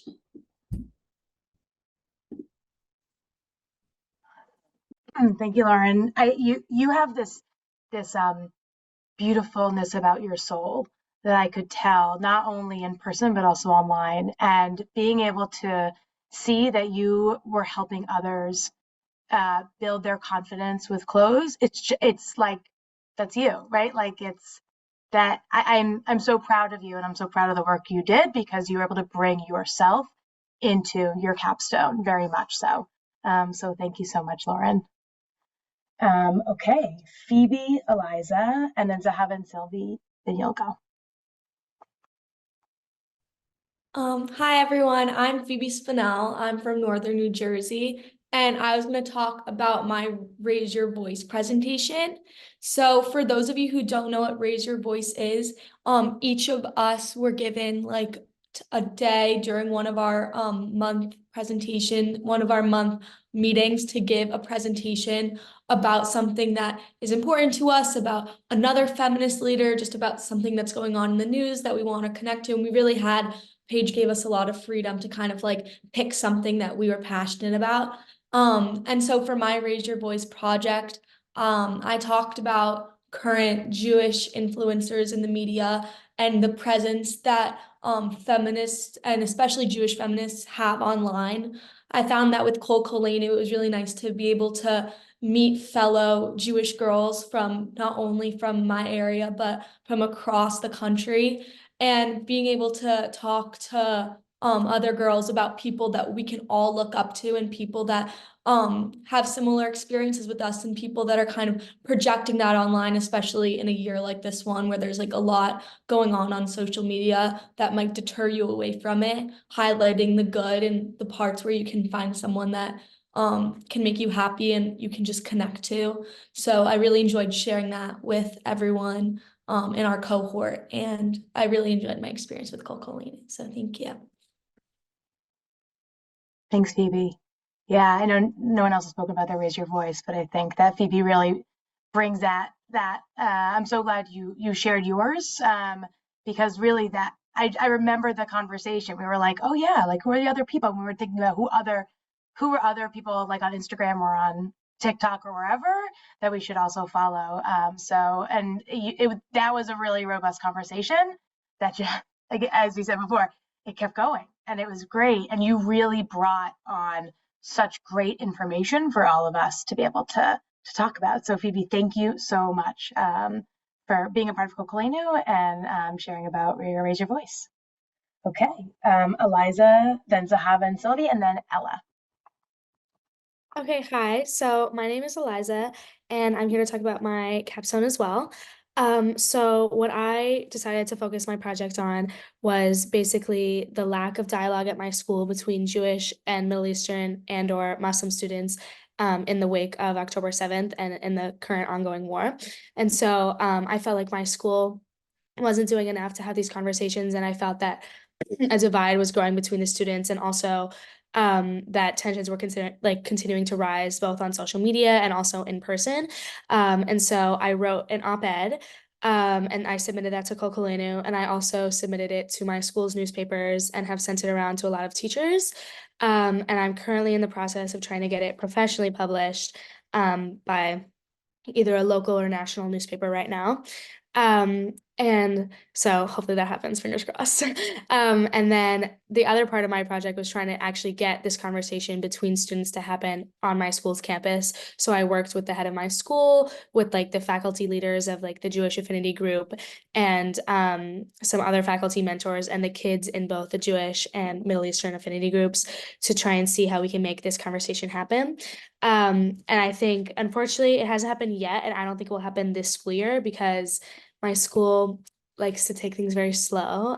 This is very new territory for them, and I think that they are really scared about doing something wrong or making a wrong step. But I think hopefully if I keep pushing, we can start to have these conversations next year, and to hopefully start crossing that divide. And I know I have 1minute and 30 seconds left, but I'm kind of done. So can I stop now or no? You do not have the pressure of going for a full 3 minutes. It's totally fine. I figured I'd Okay. give you that time. Eliza, thank you so much. Thank you. This work you're doing is so important. And to be able to, I would not be surprised, based on the powerhouse that you are, that it will happen next year, that you will make sure it happens because you know how important it is. And knowing that you are so excited to be able to get this published for more eyes to see. So hoping and hopefully we can help you with moving traditions, so we can help you a little bit with getting that published somewhere. So thank you for doing all that research and that work. Okay, so Zahaba and Sylvie. Hi, I think, yeah, I'm just gonna share my screen. Okay. Oh wait, there we go. Yeah. So Sylvie and I wrote about we wrote an op-ed about Jewish teens' mental health in the face of anti-Semitism. Yes, and we were both really interested in like both of these topics and wanted to, just like create a project about how they converge. And I love writing, so this was really exciting for me.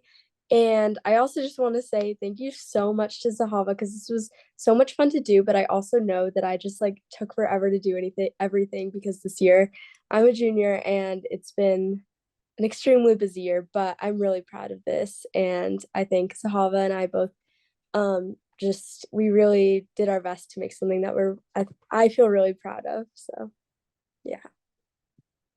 Okay, so I'm going to start by explaining like overall what we did, and then we're going to get into some more specifics of what we found. So we actually started our project by doing a survey. We created our own survey and surveyed around 40 young adults and teens about their mental health, specifically post October 7th, and sort of how their stress levels changed, how they were before, how they were after October 7th.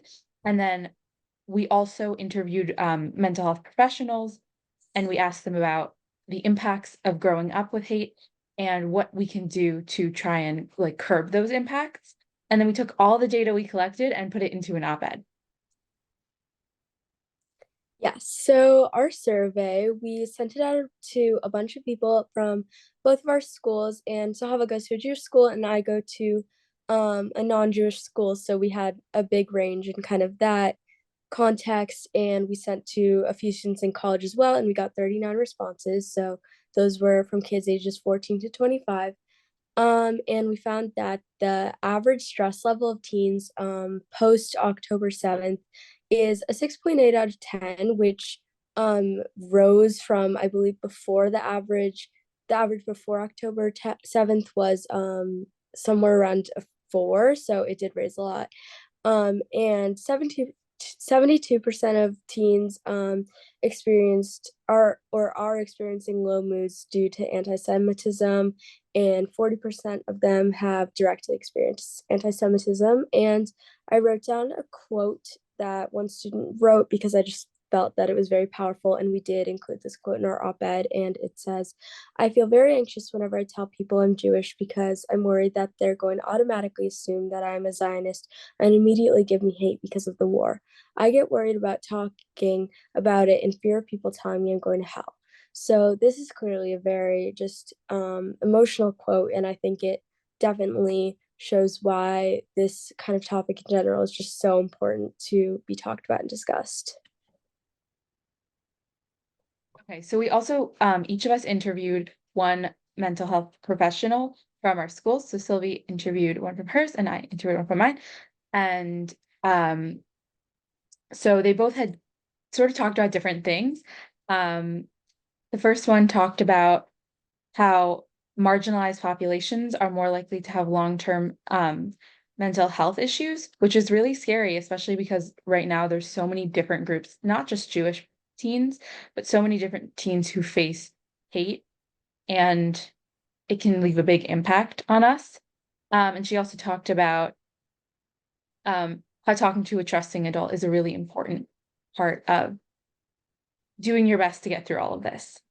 And then I interviewed Dr. Randy Shane, who is a psych teacher at my school, and she talked a lot about identity forming and how forming your identity when you're experiencing hate can really impact you feeling ashamed of your identity, feeling like you don't fit in, or that you shouldn't be proud of your identity.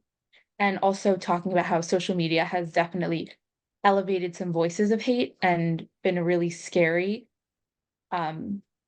impact on how we think about the world and how people think of Jewish people and how we think about ourselves.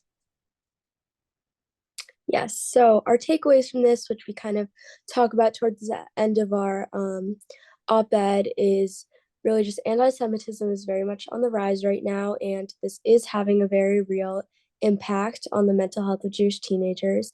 And we kind of give a little call to action, which is we as teens and just as people and humans in general really have the responsibility to stand up to hate, whether this be Jewish hate or just hate towards anyone. We really need to stand up to that so that that can be, dealt with. And so just, don't be a bystander in situations where things are not going well. And we advise kids to reach out to adults and peers who they can just talk to during these times, as it is very stressful and has caused big impact on kids. And just be there for your friends, especially if you're not Jewish or you just aren't experiencing whatever sort of difficulties your friends might be going through after, or during time of just like very high anti-Semitism. It's just really powerful to just be there for your friends, and you don't even have to like necessarily give advice, but you can just be there as someone that they feel comfortable and safe with, and that's just very helpful.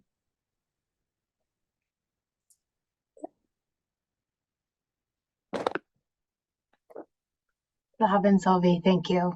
You obviously saw something that was impacting your peers, and you did research on it, and you did something about it. And it's not easy, especially with this topic, to be diving in when you're dealing with things on your own in your own personal lives, and to be jumping in and saying, I'm gonna do something about this. I'm gonna do research. I'm gonna make sure other people know this too. So thank you. There was a question: do we get to read the op-ed? Sylvie and Zahava, if you have a link to it and you'd like to put it in the chat, I don't think people will complain about that. If there's a way to do that, you can do that. Someone, yeah. Can we get it to you after the meeting, and would you be able to send it to everyone? Beautiful. We can make sure that That would be happens. We can make sure that happens. And we have Feminist Fellow Fridays on our social media page during the summer, and we will be putting these, we'll be putting links to them during the summer. So make sure you follow Moving Traditions so you get to read them. So Sylvia and Zahava, thank you very much for doing that important work. Okay, so let's go on to our next person. Thank you all so far for sharing. All right, everyone. So my name is Ella. I'm going to share about my capstone today. Okay, so a little bit of background and inspiration about my capstone. So my idea stemmed from the lack of awareness about the sexual violence that occurred on October 7th in Israel. And so I really wanted to figure out a way that I could tie that into my Kol Koleinu capstone. And if you don't know, there are 5 different types of project types that you could do.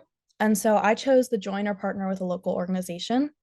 So I partnered with the Crime Victim Center of Chester County.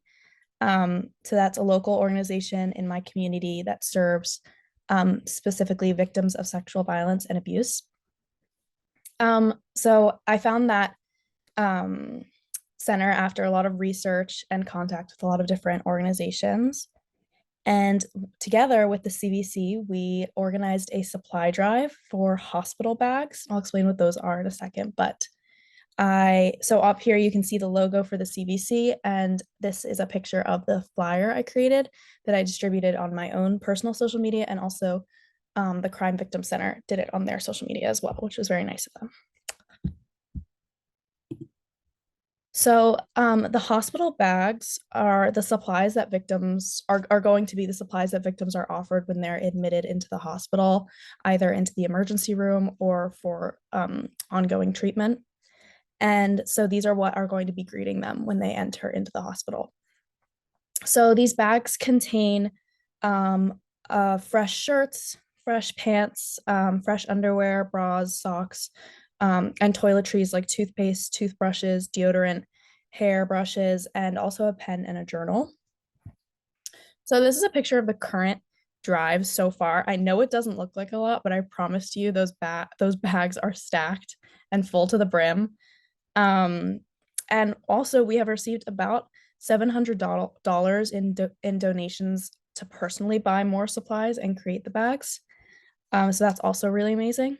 So I'm going to be ending the drive and assembling the bags around the end of May or mid-June, and then going to be distributing them back to the center for them to distribute out to the hospitals. So that is basically it. I also want to add that I may possibly be partnering with this organization again in the fall to do a back to school drive for victims' families. So if you're interested in helping out with that, there will be more details to come. But I just have my contact information up here if you're interested in donating.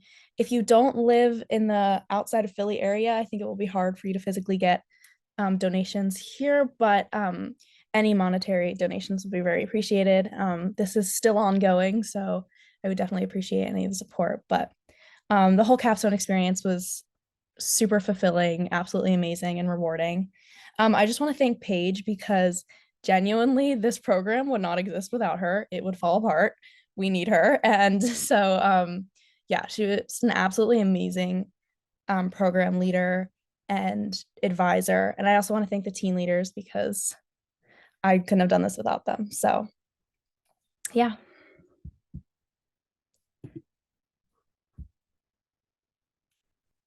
Thank you, Ella. Thank you for your kind words. Wonderful, important work that you've done and that you will be continuing. And as someone who's based in Philly, let me know, because I can absolutely, come out to where you are and deliver some stuff. So thank you for doing that, and thank you for making the transition for somebody going to the hospital feel a little bit more normal, I would hope. So thanks, Ella. And thank you everyone for being here and for coming back onto this call. I want to invite you that if you are in the room with, or if you're in the house with, if you're a parent or a guardian, a family member, and your fellow is in your house, I want to invite you to just take a moment to walk over to them and tell them how proud you are of them. Tell them something special about them. We get to watch Edie get a nice big hug. I'm sure you tell them all the time how proud you are of them. But after seeing what they've created, the experience that they had, I hope that you'll spend some time just letting them know how I know how special they are too now. So telling them how special they are. And for those of you fellows, please tell your family members, how much they mean to you too, because obviously you wouldn't necessarily be here doing this program without their support. And I want to thank my mom, who is also on the call right now, because she's a pretty awesome feminist who I learned a lot from growing up, and I continue to learn from. So please just take a moment.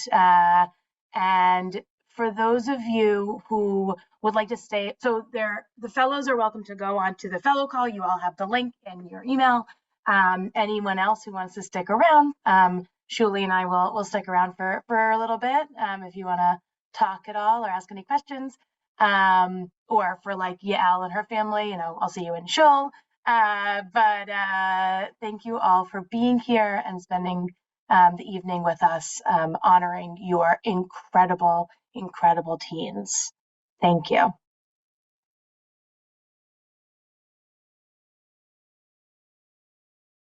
Welcome. It's wonderful to see all of our fellows and guests and to be here to celebrate all that we've learned and accomplished as a cohort this year.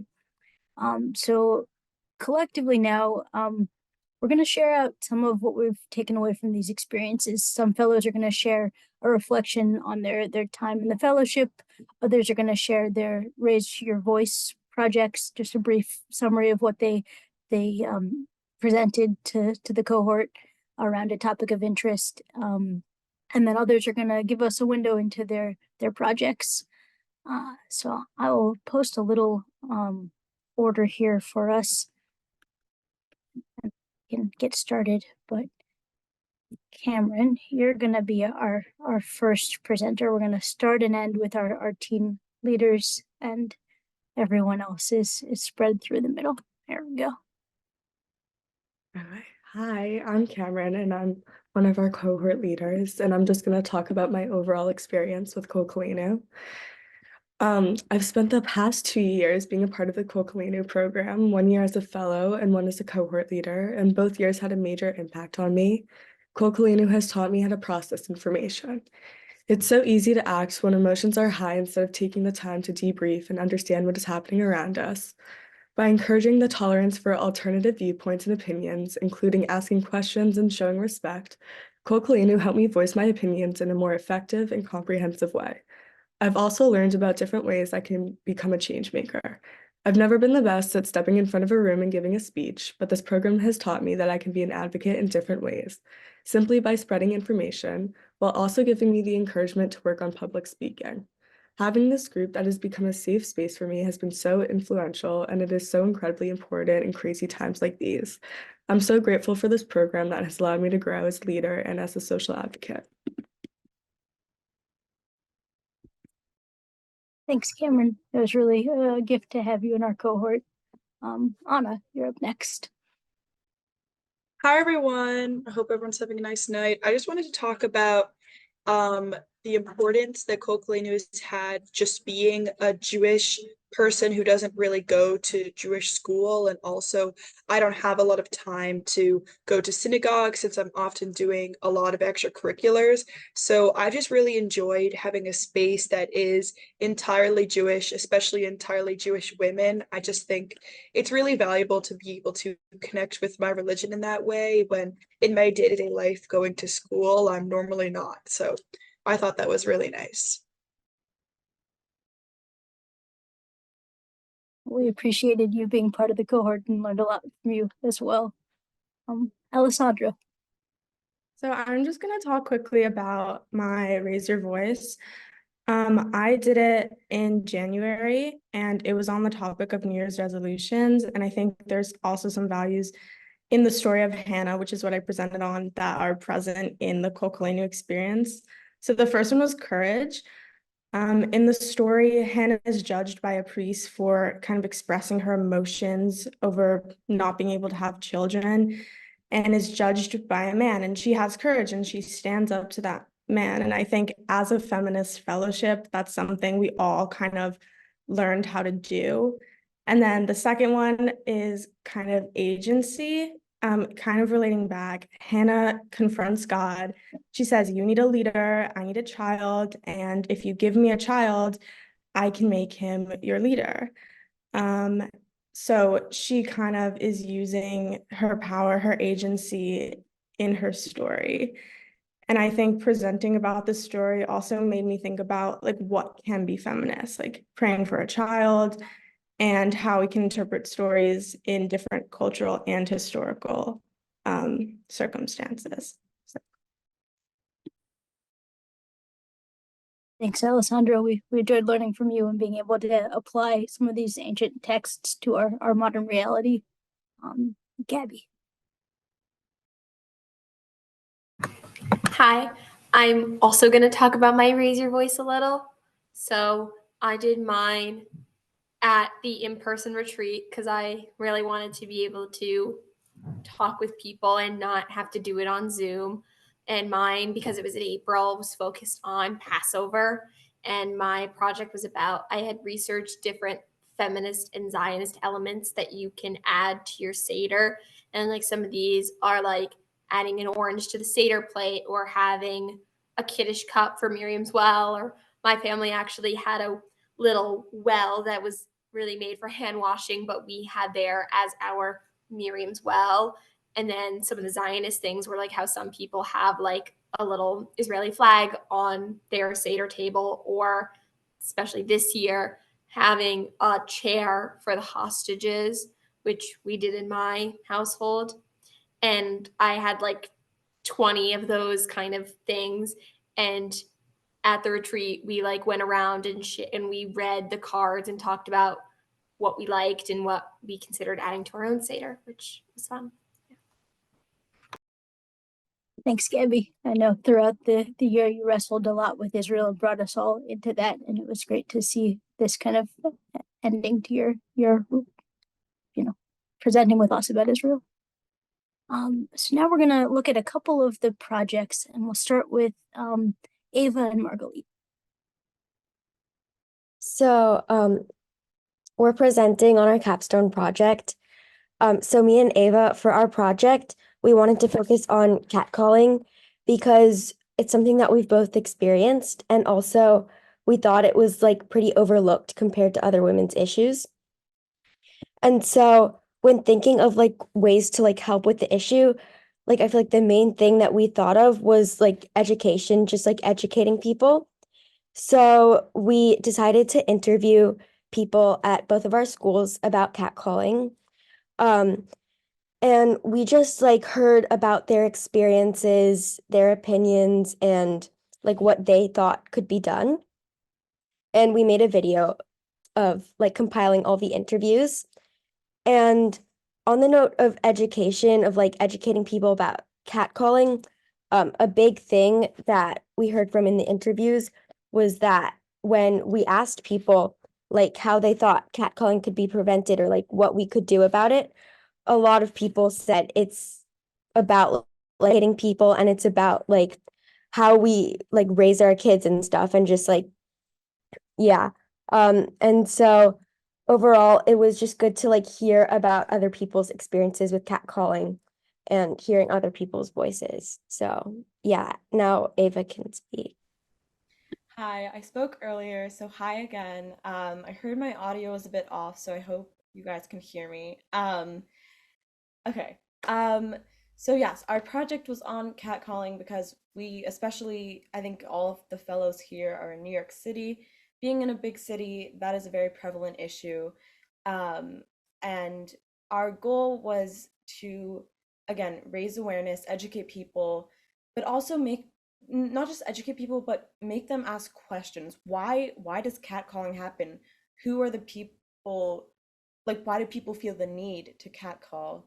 So we asked many questions, and we also tried to speak to many different people. So people from all 5 boroughs, people from all 4 grades of high school, some people who had never witnessed catcalling but were bystanders, people different of different genders. So we just really tried to be inclusive, to hear a well-rounded perspective of what catcalling is and how it affects people's daily lives. And some of it was somewhat sounds innocent, but there was so many long-lasting effects, which like I don't even have time to go into. And some stories were absolutely heartbreaking. And I think catcalling is so normalized as an everyday experience, riding the subway, and we just wanted to call out how that's wrong. It's just not a decent thing to do as a human being. And we're specifically partnering with Catcalls of NYC. You can look them up on Instagram or their website, where they constantly go throughout New York City, and they use chalk to write specific quotes of what people have said to them when they've been catcalled. They also use their platform to show different ages and really create an intersectional look about how catcalling affects everyone, and that we shouldn't just nod our heads and acknowledge it. We should do something about it. So the actual video has finally been finished editing, and it should be coming out soon. I'm sure Kol Koleinu can send some sort of email to inform you guys on it, but it was such an honor to work on this project, especially seeing how just horrible so many experiences people have had with catcalling. So yeah, thank you. Thank you both, and thanks for taking these skills of like learning to partner with other organizations and bringing dialogue and light to issues that you feel passionate about. Now we're going to hear from Allegra and Inessa, and I'm going to try to share a PowerPoint that they have created. Let's see if this works.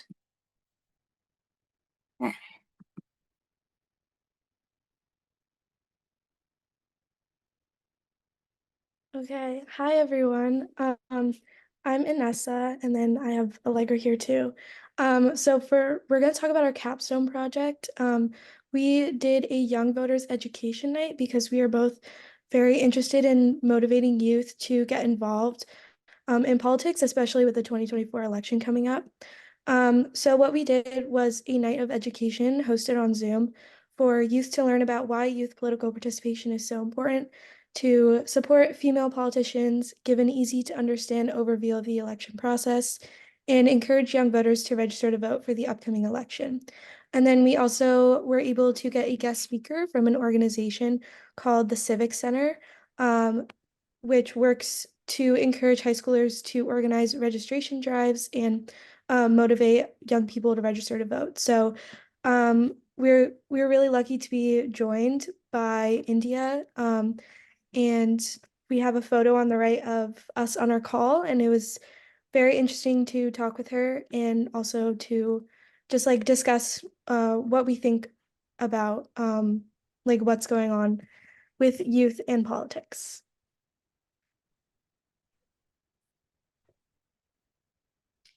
Wait, will you click it for the next slide or? Okay, yeah.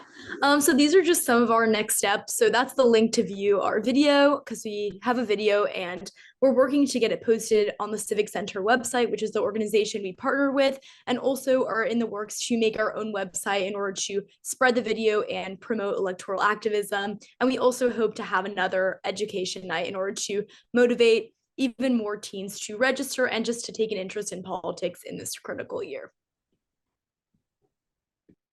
Thank you.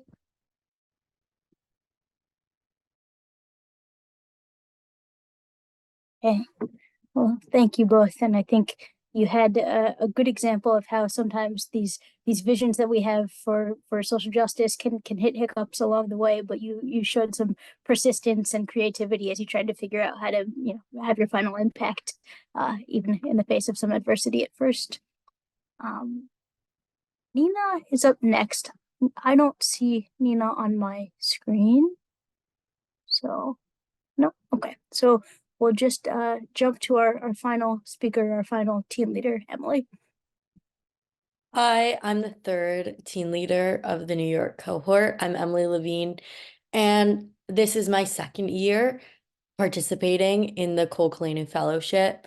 I really think that this has been such an important space for me over the last 2 years. I was always very involved in my Jewish life and always very involved in kind of feminist activism, but Kol Koleinu really showed me that these two kind of separate cohorts of my life are really, really intertwined. And by building such a strong community of Jewish feminists, I was able to not only explore the intersectionality of my own identity, but also I was able to delve into two things that I really cared about. I also learned the tools and learned the people that would help get me further along my own journey. Over the last 2 years, I've gotten to kind of lead and create two amazing social change projects. I've done two Raise Your Voice projects, and not only that, but Kol Koleinu has also given me some really, really amazing friendships. Besides just impacting me kind of emotionally, socially, I've also really gotten super close with some of the people that I've spent either a year or 2 years kind of having monthly Zooms with. And I still continue to keep in touch with a lot of the girls from last year, and I hope that that's going to be the same with this year's cohort. And I really just think that Kol Koleinu creates a space for kind of young Jewish feminists in what is and what has become this year such a crazy environment, especially with the rise of hate across social media. And Kol Koleinu really dives into the skills and into like the mindset of how to go about combating this and how to go about addressing how kind of Judaism, whether we've wanted it to or not, has really crept into every part of our lives. Thank you, Emily. You did a lot of work this year to help our cohort feel like a community and to really allow us all to have that space. We appreciate your contribution. I want to also, I know we mentioned it on the main screen, but extend a thank you to all of the mentors that we have here in the space who've worked to lift up our teens and help them, find their voices and make a real impact. It's easy in today's world to click like on posts on social media and a lot harder to actually figure out how to make a difference. And I know that I think I can speak for the mentors and everyone in this space saying that we're really proud of all of you for finding a way to do that, and to really put your values into action. So we're gonna conclude with a bit of a final ritual, which is I'm gonna invite everybody either to unmute or to just put in the chat one thing you're proud of, either for the adults in the space, what you're proud of your teen for accomplishing, or for the teens, what you're proud of yourself for accomplishing. So feel free to take another second as those roll in to read them. And I'll add that I'm really proud of everyone for pushing past their comfort zones and being willing to think critically about hard issues in our world and apply themselves. So with that, say Mazel Tov and thank you all for a wonderful year. I invite our teens to hop on our Zoom call that we're going to continue hanging out and just celebrating. And for any mentors or other adults who wish, the main room is going to be open again for more questions and just a little concluding piece. So thank you all. Thank you.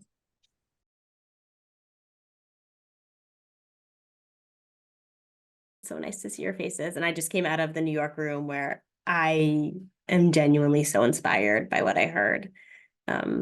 Listening to teens talk about how important it was, particularly this year, for them to have a space where they could feel Jewish, to hear the ways that they took principles that they knew were core to their identity and found literal voice for them and then symbolic voice for them, like around the Seder table. There were just so many examples of hearing really, really different ways that teens socially, emotionally, we're finding a way to live out the values that they had inside of them already. And I think that's really exactly what we hope this fellowship will do. If you're in this room, so I'm Julie Kurkowski again. I'm CEO of Moving Traditions. I'm so excited to meet some of the parents, the mentors, people who have been involved in this process. I actually would love to hear, I think there's actually maybe I'll hear from some I see some mentors in this room. So I wouldn't mind hearing from you for sort of something, what did you see in your experience that surprised you, I guess is a good prompt. And then I would love to hear from some parents. I know Sarah's a parent. I don't know if there's any other parents here, but I'd love to hear from what you saw come home with your teen from this experience. So whoever feels comfortable coming off mute and sharing.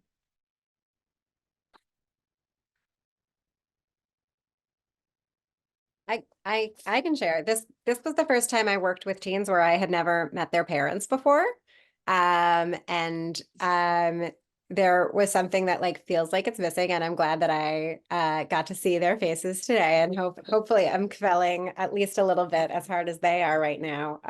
But it also there was something really exciting about it. So that was a really exciting new experience for me in the teen space. And I'm really glad that I got to do that. Okay.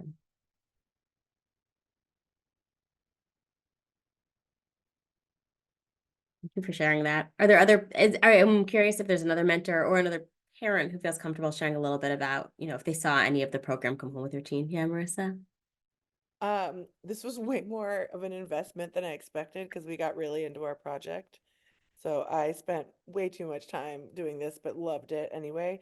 And I really saw the girls grow. It's really fun to work with teenagers and see them, like, there's this moment you could, like, they eclipse and they suddenly get a voice, and it's really lovely to watch. I love that you said that, Marissa, because in my room, there was a teen whose first words were like, I've never been good at making speeches, and then went on to give like one of the most articulate, polished explanations of her projects I've ever heard. And I was like, oh, you think you're not good at it? Maybe that changed over the last few months, because that was a pretty good speech. I love that. Thank you for sharing that. I would love, are there any parents in the room who feel comfortable just sharing a way that they saw this experience come home with their child? Did it show up at the dinner table or with their other friendships or anything like that?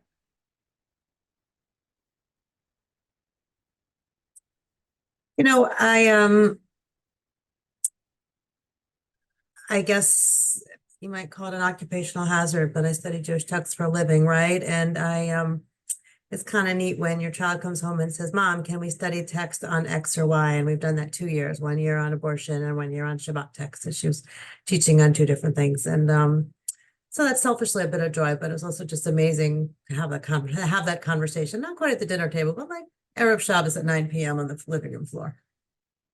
That sounds like an incredible moment. I can't wait to do that with my own kids. That sounds really, really beautiful. Pretty cool. Sarah, do I see you coming off mute? Sure. I mean, I think that my daughter Emily has been a Kol Koleinu fellow for 2 years and was a teen leader this year. And this truly was just a really transformative experience for her, I think, really helped develop sort of nuggets that were there that really had the opportunity to bloom. And I think particularly this year, when it was hard sometimes to be a proud Jew, when it was hard for that to be your external identity, to wear that really proudly was really powerful.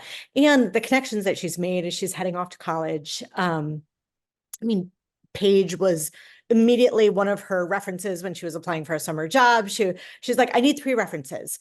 And she's like, okay, it'll be my high school counselor, my camp counselor, and Paige. Like it was just so obvious to her. And that just speaks to the role that the staff and the mentors have in their lives, which is so important for young women at this stage. So thank you to all of you that make this program happen.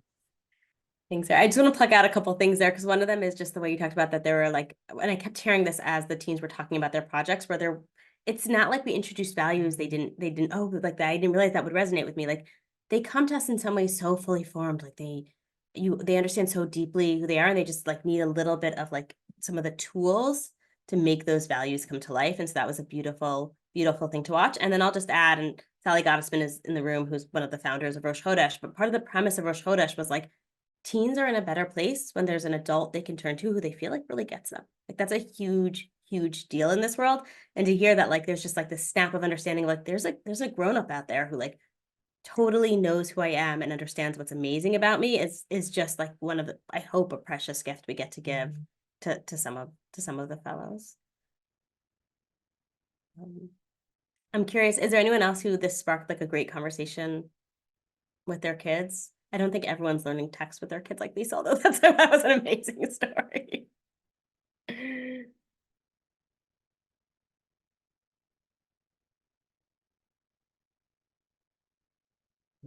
We've spent a lot of time talking unexpectedly with Rachel about what it's like to be in a group where there are a lot of Jewish people and in a group where there are not so many Jewish people. And we've had experiences with both, I have to say. And it's just been such a blessing for her and for all of us that we know there's been a real touch point where she can come be herself in a community and be around other really strong, young, capable Jewish people. And huge thank you that this exists. It's been wonderful for her. I say all the time, we're not going to cure anti-Semitism, but we can just create spaces for Jewish love, and that's its own special world that we get to live in sometimes.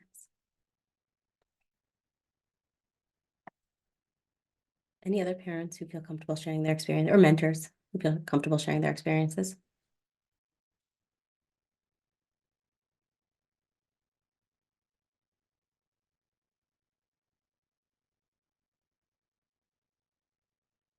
I'll just also add something I heard in the room that I was in, which was the first teen who spoke talked about the tools that this fellowship gave them, not to change their mind, but to tolerate other opinions, to listen really carefully to what other people were saying, and therefore be able to like reframe what they wanted to say more clearly to respond to, but still respect what the other person was saying. And I mean, if there's, I think one thing we need more of in the world, it's exactly that approach to discourse. Like I walked out of my room being like, oh my God, the future looks so bright right now. Like I was so happy to hear that.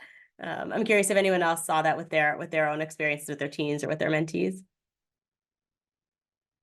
Or by the way, if there's any other questions, if anyone has questions for me, and I know Paige is probably running late, but Paige can talk more about the fellowship, and Isama's in the room and Kim's in the room. There's a lot of people who know a lot of amazing things about the fellowship.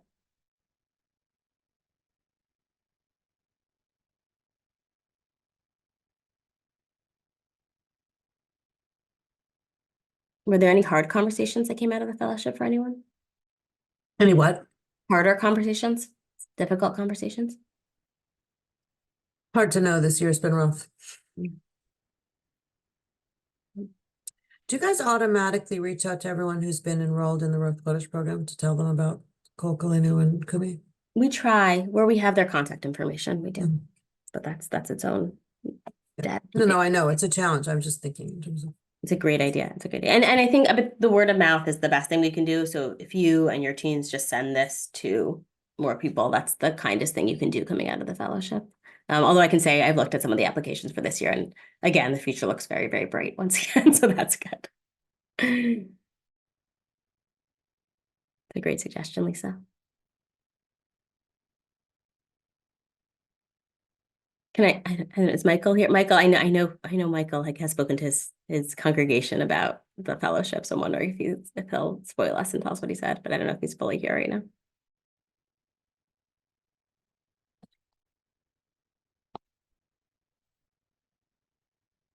Yeah, I'll just give one more chance for Judah, or are there any dads who want to share how they saw this affect their kid?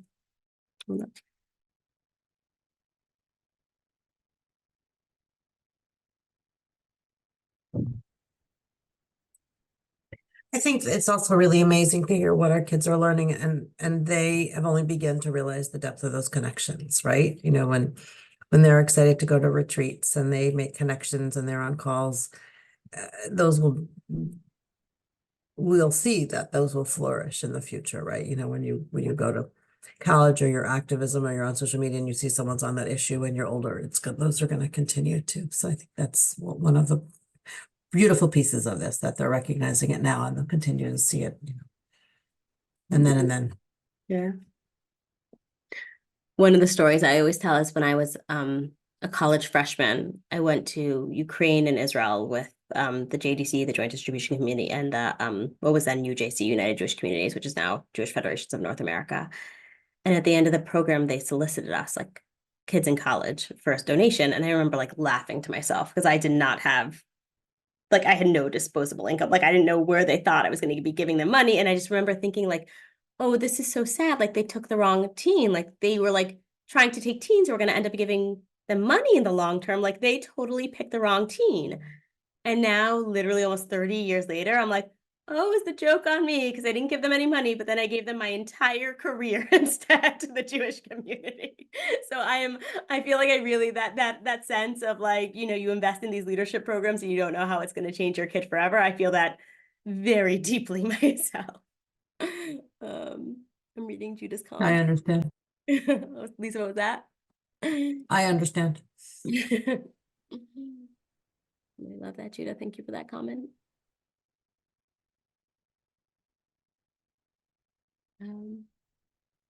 We're going to close in a few minutes. I would love, is there anyone else who just didn't get a chance to either ask a question or share something about their own experience or their teens experience? Who on this call were mentored? I'd just be curious.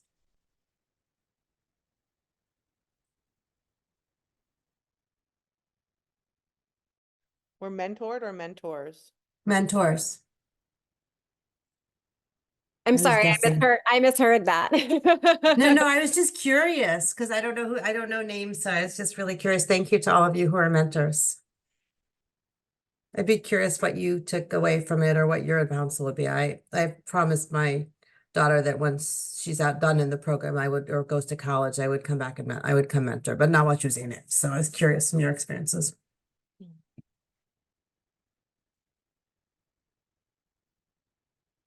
I mean, I was a professor last year. I'm in rabbi school now.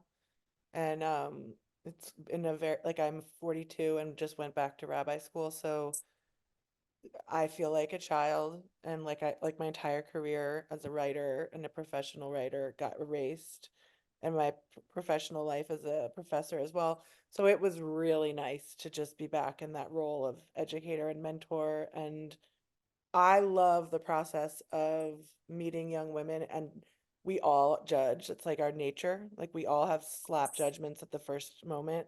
And I love watching my judgments proved wrong. Like, I love it so much.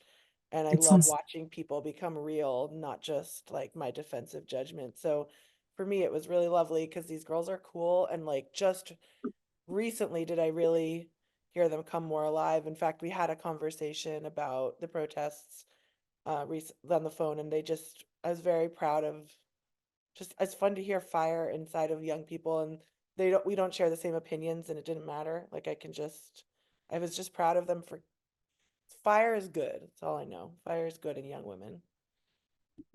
By the way, your writing's not erased. I love your last book. So No, it was great. I think it's very fun just, having like report just through like getting random checks of like, oh, I saw this research and this makes me interested about this. Can I change my project slightly? And I was like, yes, whatever's like interesting you, like, please go that way. And so it's always fun to just see like the little sparks that'll come up when they connect things from like that come up in their lives, the stuff they've been wanting to write about and stuff like in current events that'll change, what she was interested in. And I think that was just great to like see that point of like being able to connect like a project to like what's going on and feel like it's very relevant. I think that was always very exciting to kind of like see that spark for like community involvement and getting, your work and your projects in front of other people. I know it's at like that age, it's like very like fun and interesting and not something that everybody around you is doing. So I think being able to be in that place again was a lot of fun. thank you, guys. That's really helpful. Stacey, is there anything you want to share? My colleague Stacey is on. I don't want to put you on the spot, Stacey. Is there anything you want to share about your many years of working with young women through moving traditions? I have just, in the last maybe 5 years, I have watched this program grow and expand, and I have read applications and come to the this end of year celebration. And it does, like, hope has been used, and it gives me hope when I'm reading applications. I am crying, and I'm crying because they're so beautiful, that these girls are so dedicated to making the world a better place, to somehow marrying their Judaism with their activism, with understanding their place in this world and elevating that place and making it better.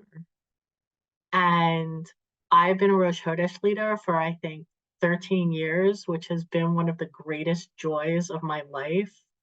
And I see how the girls create community and support each other and lift each other up and help each other grow and learn. And one of my girls the other day, we had a meeting and she was talking and talking, and she's like, I don't understand. I say things here that I would never say anywhere else. And I think that being in this kind of community in Kol Koleinu and Kumi and Rosh Chodesh gives them that kind of power. And it is a power they can take with them for the rest of their lives. And I'm always excited to be involved with Kol Koleinu.